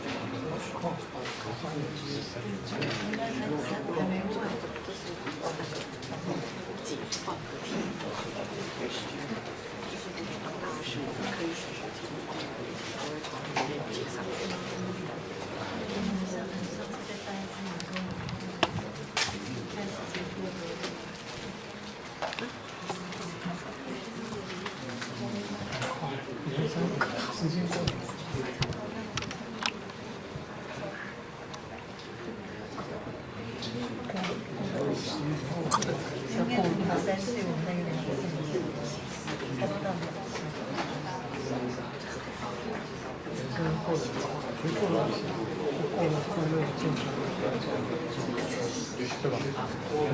健康才重要，要看着看。小孩子他以后的发展他健康，然后自己标准。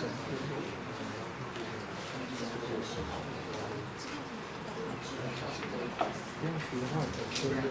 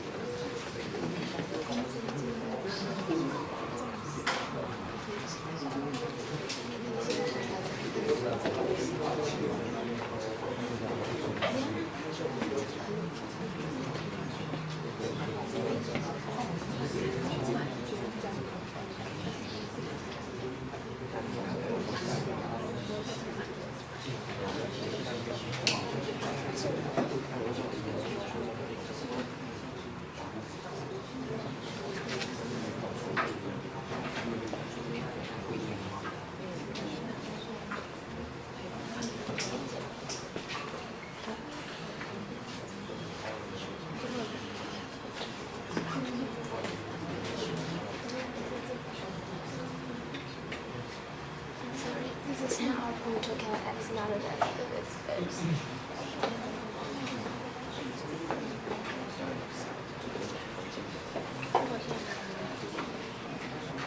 Okay, reporter, please take this floor.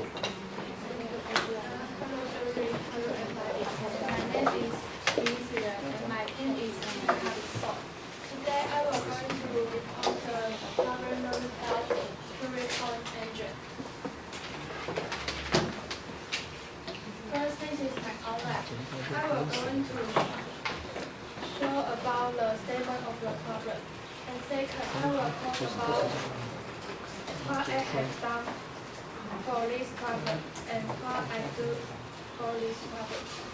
Third, there are the theory of the 3 points. And last, there are my conclusions. This is the statement of the problem. Make a nickel disc that can rotate freely around its axis. Place a magnet near the edge of the disc and hit this side of it. The disc starts to rotate. Investigate the parameters affecting the rotation and optimize the design for steady motion. Okay, this is my experiment device. First, I put a piece of the nickel disc that can rotate freely on the iron rod, and I place a magnet near the nickel disc. And then I put a heat source under the nickel disc to heat the disc. This is my first experiment video, and I present 2 videos in this page.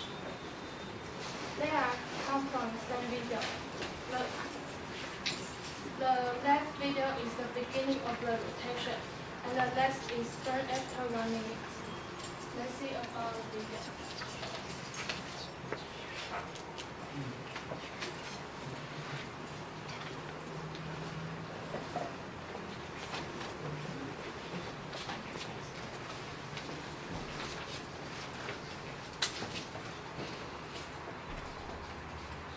In the video, we can see the left video rotate field of angle in advance, and the left video rotate half of the nickel disc in a time. So we speculate that the disc hit the more longer the speed of the rotation would be faster. And also, I also find when it burns enough time, the disc will be stopped. The fire source keeps hitting the disc in one place, and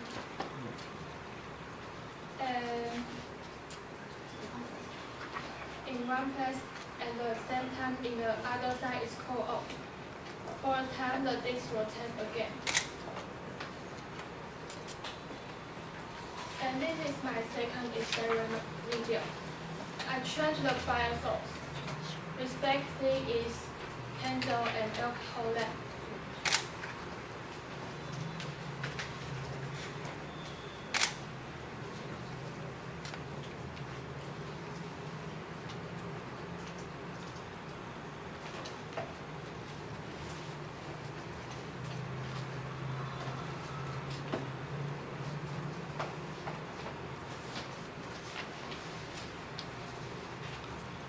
And we can see candles once rotate in low angle and alcohol rotate half of the nickel disc in the wax. So I think it is because the alcohol one hits in a more bigger area than the candle wax.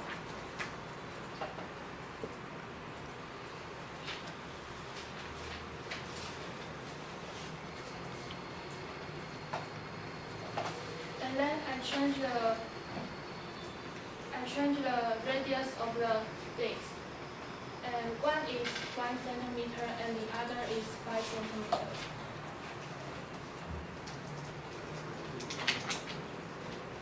I have isolated the video of 5 centimeters 4 times faster. And we can find that the left one uses less time to rotate a cycle. And the left use more time to rotate the cycle.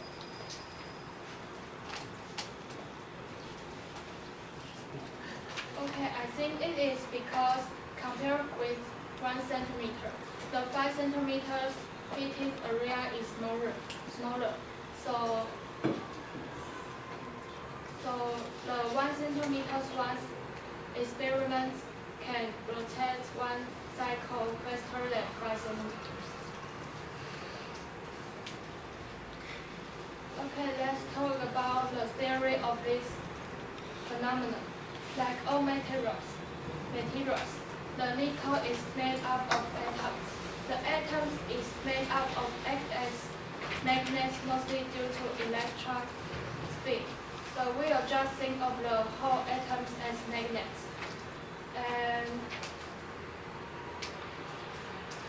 And in one material, there are many magnetic domains.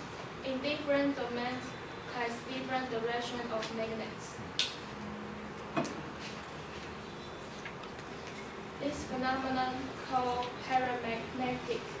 That's why nickel doesn't normally like a magnet. Now we put a magnet near the disc. The tiny magnet is formed by the magnet now, and all are points to the same direction to the magnet. Now the nickel behaves like a magnet because it is very magnetic, and we hit it by the source. While the nearby tiny magnets start to move around randomly.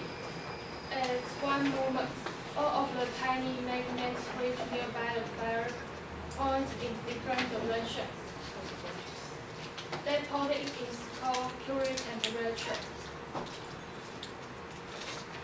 It means the disc is attracted to a magnet, and when it reaches the Curie temperature, the force is not unbalanced. So the disc rotates to balance the force. And the new point is full but like before. Fire force hits up, causing the tiny magnets to reach the Curie point. To balance the force, the disc turns again. This is my conclusion. The type of the fire can change the speed of the rotation. It means if the fire bigger, the speed of the rotation will be fast. And second, the radius of the nickel disc can affect the rotation. Thanks for listening. Okay. And the opponent can ask question to the reporter. Okay, thanks for your report, and may you turn to your page of problem statement. For problem statement, maybe it is your page 2 or something. Okay, for this problem statement, we know that it has to optimize this system for a steady motion. Did you optimize it? Yes, I try to optimize the. But you optimize it for a more faster motion, but not a more steady motion. Yeah, am I correct? You optimize it for a faster motion, but not a more steady motion. Yes. Right. Okay. And then you turn to page 6.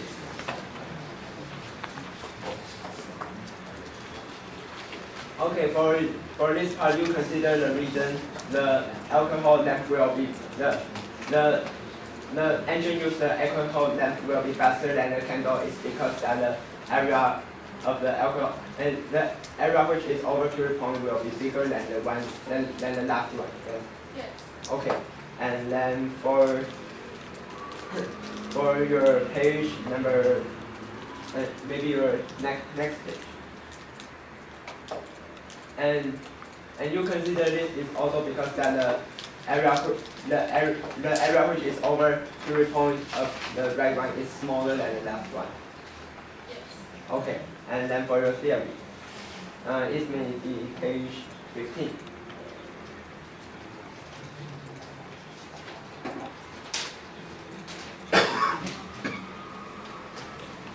Okay, so you consider that the place which is over curie temperature will be out of magnetic force, so that it will rotate.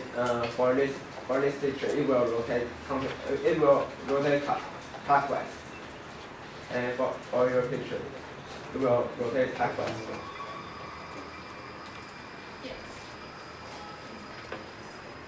And okay, thank you. Thank you.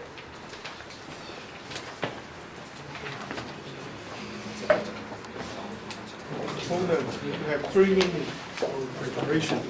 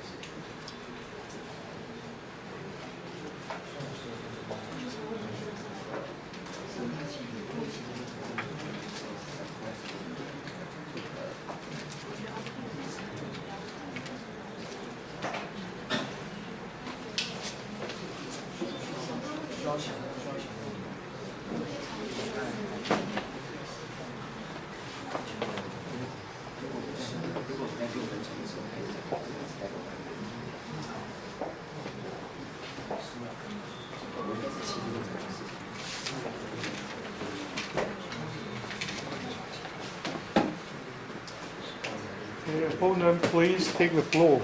And okay, thanks for the report from the reporter. And I'm going to oppose this problem, report engine. And for the problem statement, we know that it asks us to focus on three things. First, it should rotate freely, and second, we should optimize it. And the third, we should optimize it for a steady motion. And so we think that the point the reporter focused on is a little bit not on the question, but we'll still discuss it later. And in the later part of the discussion, we'll also discuss about how to optimize for a steady motion. And here's the reporter's outline. For the statement, she showed the observation video. We think that it is clear and easy to explain the phenomenon. And for the experiment, she showed the setup and parameters, which is spare source and radius of the disk. But we think that she's poor of the demonstration of phenomenon because that she should use the phenomenon video to discuss more about how will the phenomenon be and how do they see the angular velocity, or they just see it if it is fast or slow on the video. And we think she's also lack of explanation and the discuss of parameter. And we think that there are more interesting parameters to discuss about in the later in this problem statement. So we'll discuss about it also later. And for the theory, she explained the different magnetic force within different temperatures. And I think that's also a good parameter for them to discuss about. But their lack of optimization, and because the problem statement, we can see that it asks us to optimize for a steady one. So we'll discuss it also. And for the conclusion, they talk about the different type of wire and the radius of the disk will affect the rotation. For the setup, here's my problem statement. Here's my problem I'll ask about, and I'll discuss. I'll first explain it and then discuss. And for the setup, I want to make sure that how do I make sure that this can rotate freely? Because in the problem statement, we know that at the first sentence, they have asked us to make the disk rotate freely. So we want to know if they've checked if their friction is big or small. Because I think that it will affect not only the motion but also the steady of the engine.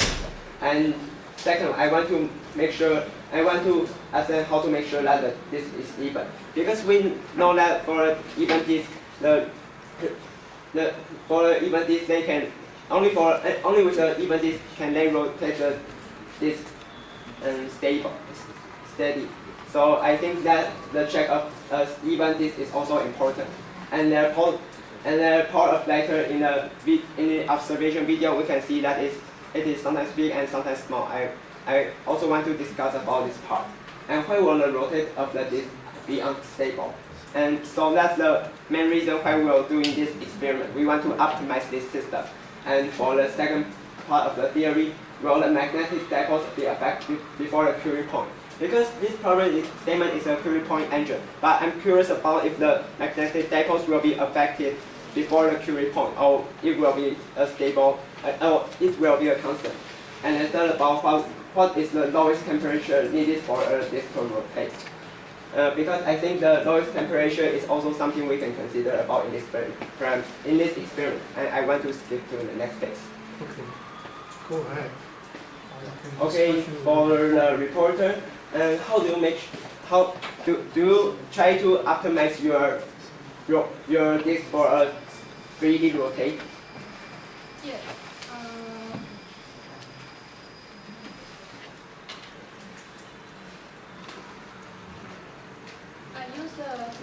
I put the nickel disc that freely on the iron rack, and it set.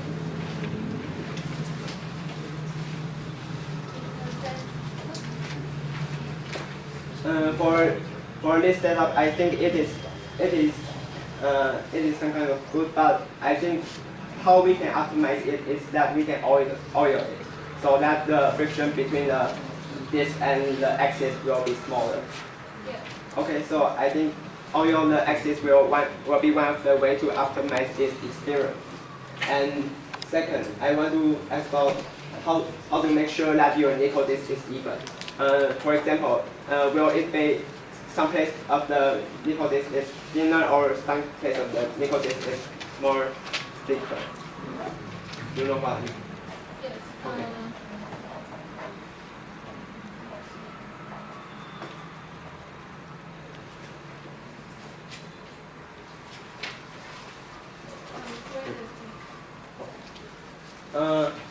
The reason I want to make sure that your disk is even is that when the disk is even, the magnetic force will also be much more even on your disk, so that you can rotate this disk much more stable.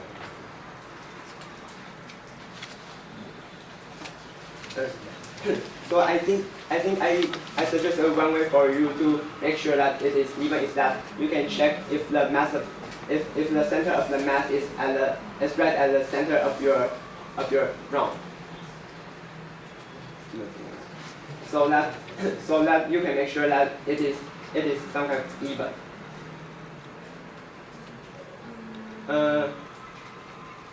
For example, you can test if the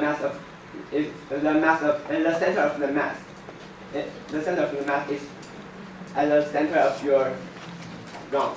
So you can make sure that it's even. Yes. And I also consider if you check it before you experiment, you can optimize this system also. Yes. And that's for my suggestion. And the third question for the part of your setup is that is your power of lighters is your power of candle or the power of your alcohol stable? I think it's obviously not stable, but I think its experiment is want to reach the curing point first, so I don't consider it more. We know that if we use a candle or alcohol, even if it is not steady, it will also have a rotation. But the reason why I want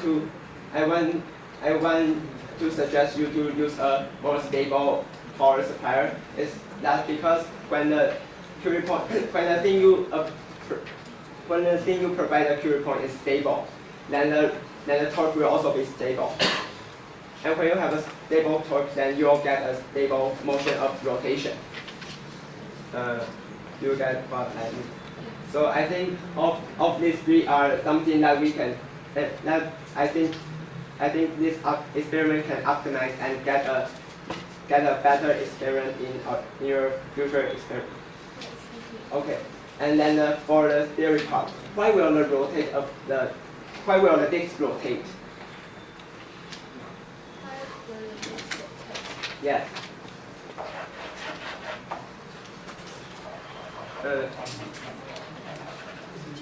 Just simply explain the reason.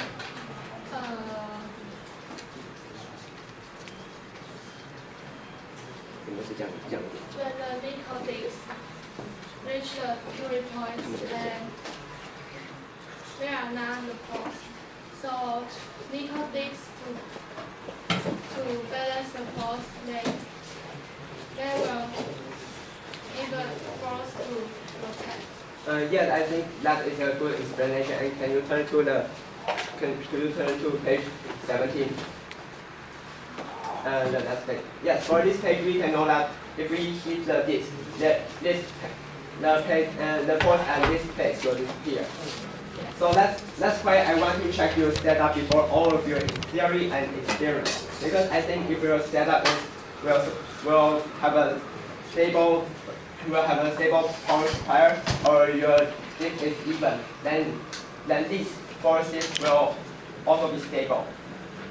Then we can get the point of the question is that it asks us for a more steady engine.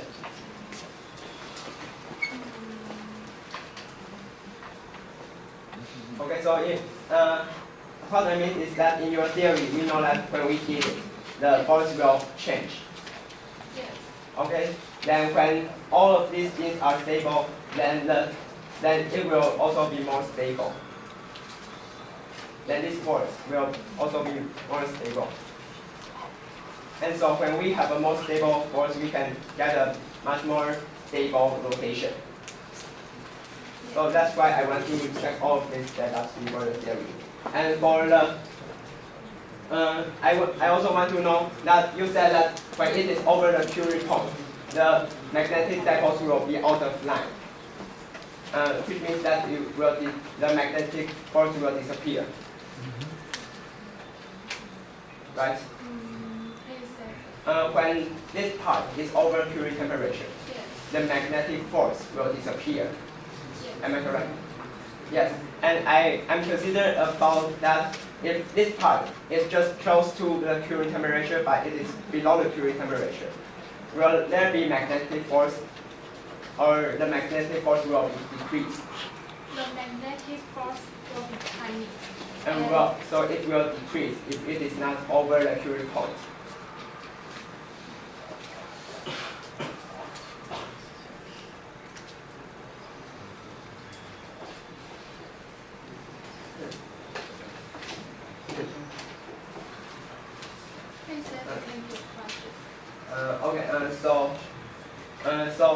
So we know that it will be affected by the temperature, even if it's under the Curie point. Then we want to know what is the lowest temperature needed for the nickel disc to rotate.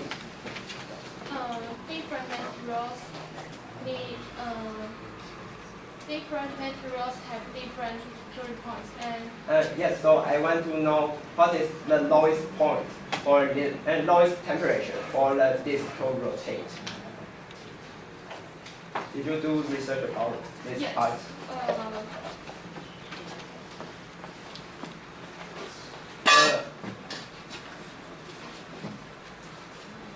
Okay, so I think that the lowest point it will need for the disc to rotate can also be one thing that we can research about, because we know that this problem statement is mainly about rotate and steady. So I think the temperature it will need to rotate is also one thing we can research. And for your optimize, do you think that a bigger nickel disc will have a more steady motion or not? Not, because the bigger nickel disc, when I hit the nickel disc, the area of the hit must be small, so the force will not be tiny to let the force to rotate. And so in your experience, we know that the small disc will be much more stable. Yes. So I think that is one of your optimization, and that is also you can discuss about, because you only discuss about the rotational speed. But we think that the problem statement talk about optimized speed, so that we should also focus on it. And your report, I think, put it in your report will be much better if you discuss about this part. Okay. And so do you think the magnetic field will affect the result? Yes. How will it affect?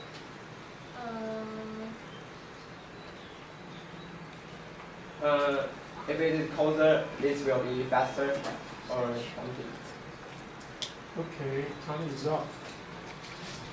Coleman, you can summarize the first question. Okay, and for my summarize, I want to say that the optimize of this experiment is important because the problem statement has to this. Although she did some researches about the rotational speed, but I still consider this to be important. And for the way to optimize the system is that I think they should make sure that the disc can rotate freely, because we know that the friction will affect the rotational speed of the disc. So I think we can oil the axis of this system, and make sure that this is even is also important, because that when we hit the disc, the magnetic force will be even if the disc is even, and the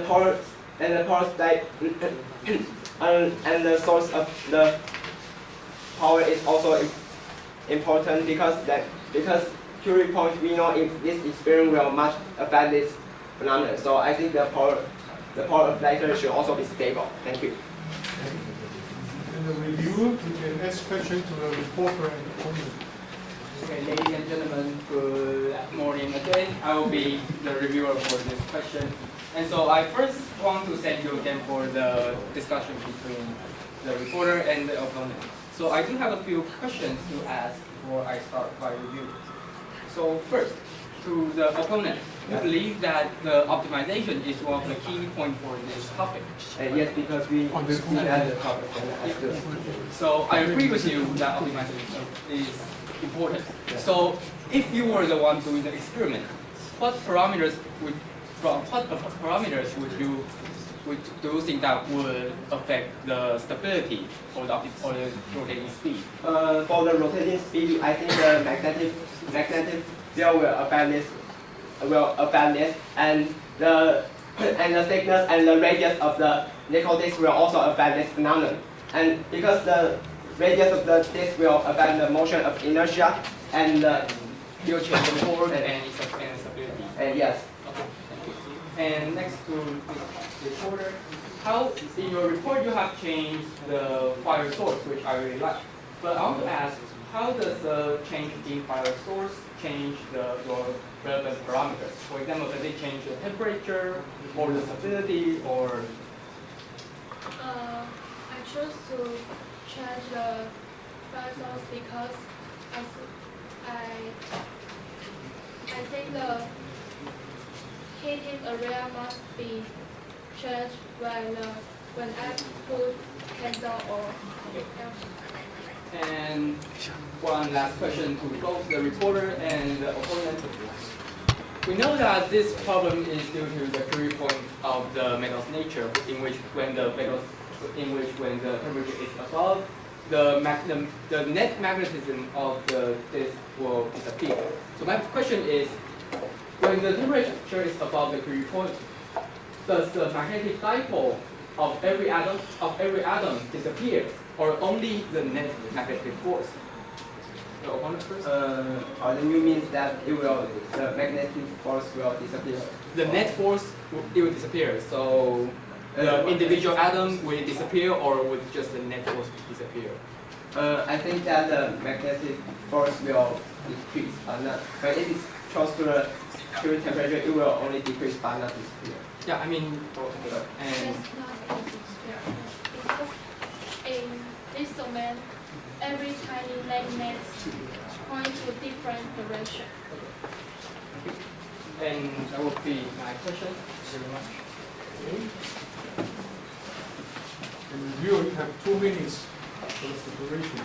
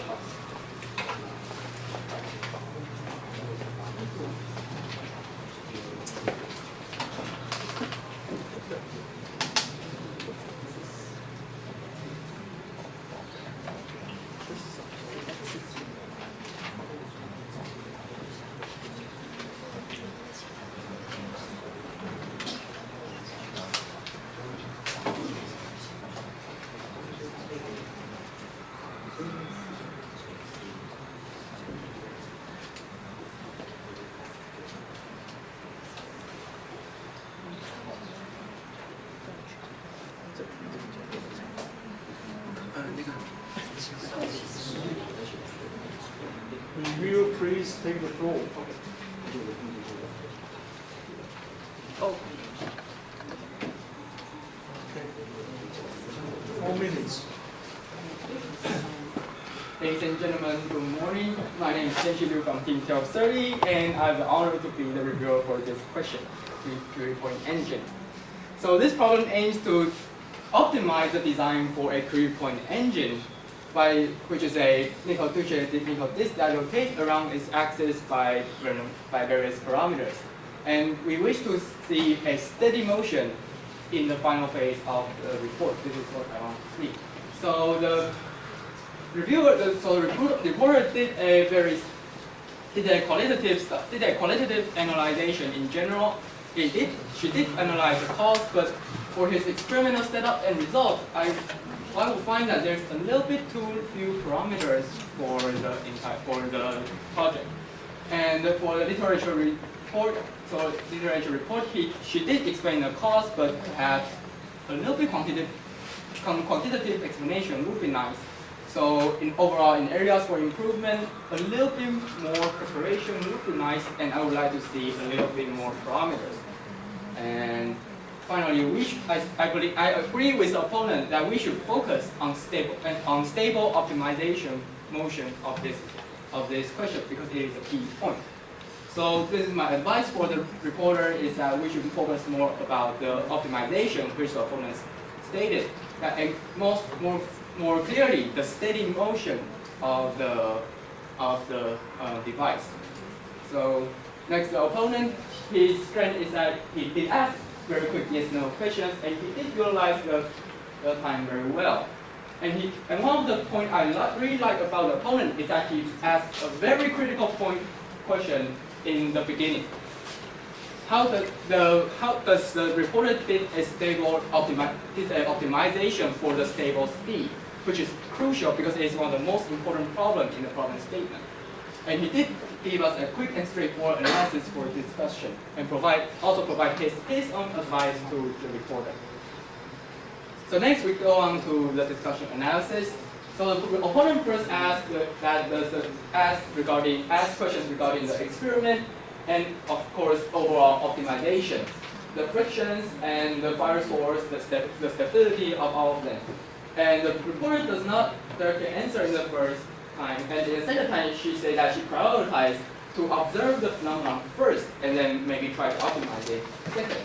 So I agree with opponent because the problem statement wants us to optimize the steady motion. So it should be considered, it should be controlled and prioritized first.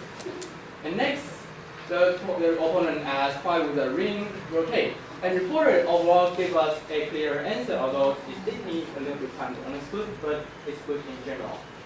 And finally, the opponent asked, below the period point, will magnetism be affected by the temperature? The reporter does not answer correctly by stating the situation beyond the period point and period point. And that's just also copy. And finally, he asked what is the lowest temperature for rotation? And I believe that the lowest temperature should be a period point And finally, my questions: how will the fire source change? The reporter just do a comparison, but I believe that is also another key point because it will affect a lot of parameters shown here. So overall, a good qualitative analysis, but it needs optimization. Thank you. Okay. Reporter, you have 2 minutes for concluding remarks. Okay, thanks for reviewer and thanks for opponent. Firstly, I need to point to the freely around its axis and optimize the design for steady motion. And I think I define a steady motion is to make a nickel disk that reach a cycle more fastly.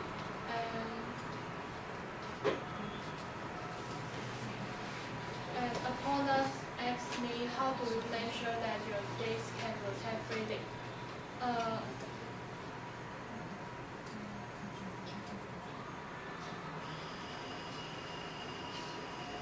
And second, how to make sure the disc even. And less of the power of meter stable. Why will the rotate of the disc be unstable?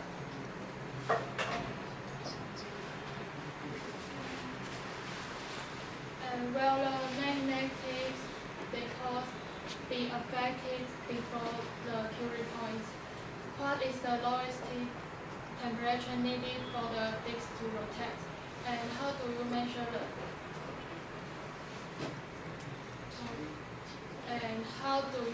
the temperature?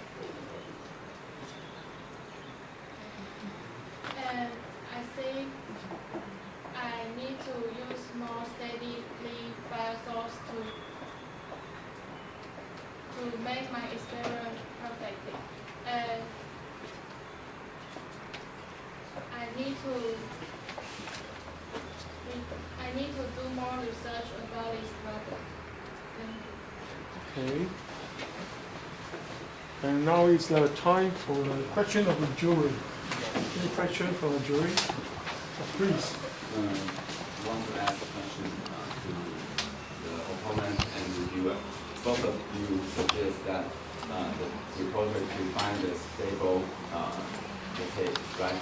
And do you have any suggestion to the reporter to make the rotate stable? And reviewer first. Okay, I would suggest first reduce the friction as much as possible between the junction of the disc and the rod, maybe add lubrication like the case in ring oiler. And of course, we need a stabilized fire source or heat source, and it will be better, even better, if we can measure directly the temperature of the heat source. And I would think of these two as my priority, and for others, maybe a larger disc will lead to a larger torque, a larger rotational inertia, which maybe makes it immune to rapid rotational change, or maybe something else. And I would basically The first 2 points of my opinion is the same as his. And the third point I want to discuss is about when we increase our magnetic force, when we increase the magnetic force, the torque will be relevantly smaller. So the effect of the friction from the axis or from other places to be relevantly smaller, so we can get a more stable rotation. That's my opinion. Thank you. Please. Okay, I have one question first for three of you.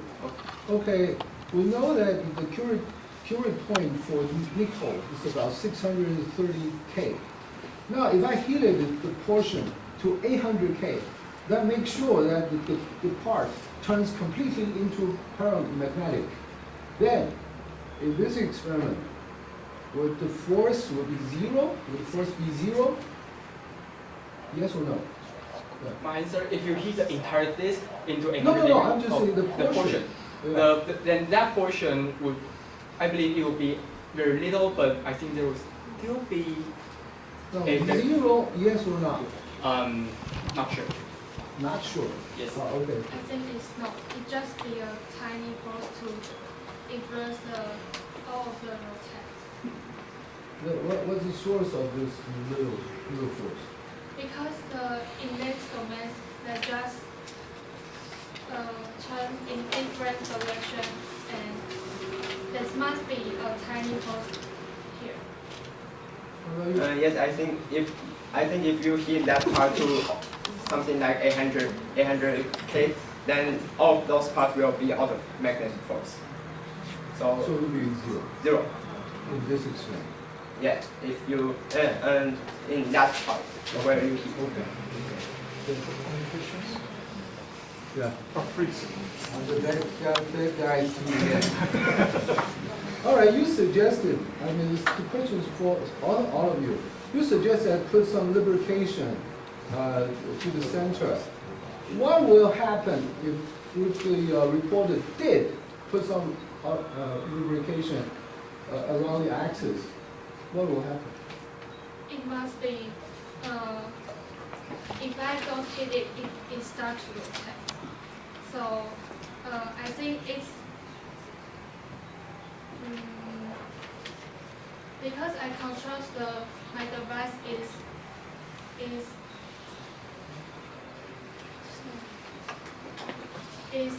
put in less, not less. So if use the oil or other things, it must be rotate totally.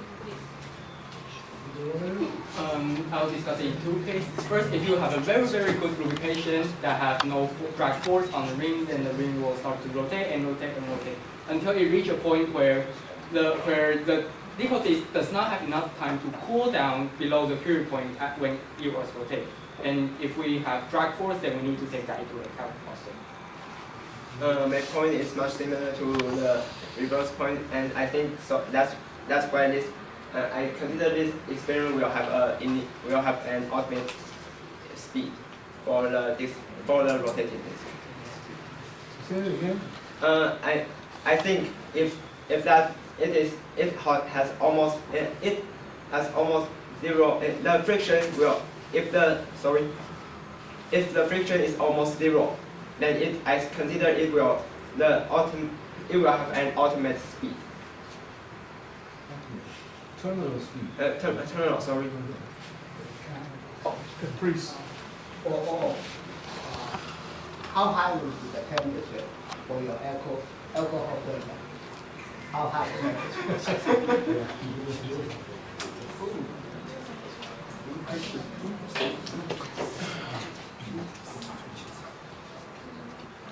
Just guess also. 500 degrees, something like that. Plus 273 K, around 600 degrees, perhaps.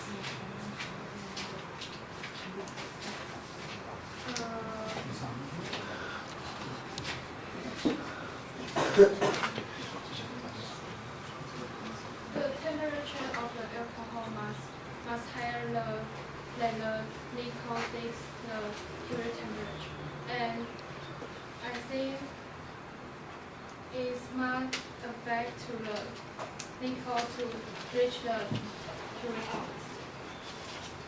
I think because in Pendulum we can see that it will rotate if we use an alcohol as our power supplier, and so we know that if we use an alcohol as our power supplier, then the thing it will affect is that if it is the thing will affect the phenomenon is the area which is over the Curie point, but not it is over the Curie point or not. Okay. It's time for. Can I have a final comment? Okay. To all of you, it is about English. In my understanding about the can rotate freely, that means it is allowed to rotate, not rotate without any disturbance. So when the hole is big enough, it is already free. It can free to rotate. Yes. Okay. Okay. All right. This is time for the scoring.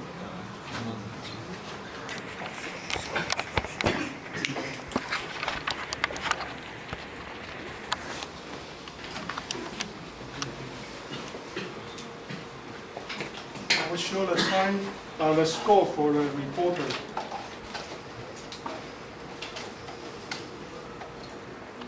4, 5, 6, 5, and 6. And we show the score for the opponent. 8, 7, 6, 7, and 8. Thank you. And we show the score for the reviewer. 7, 8, 7, 8, and 7. Okay, then the fight is closed here. Let's give big hand to everyone here. Thank you.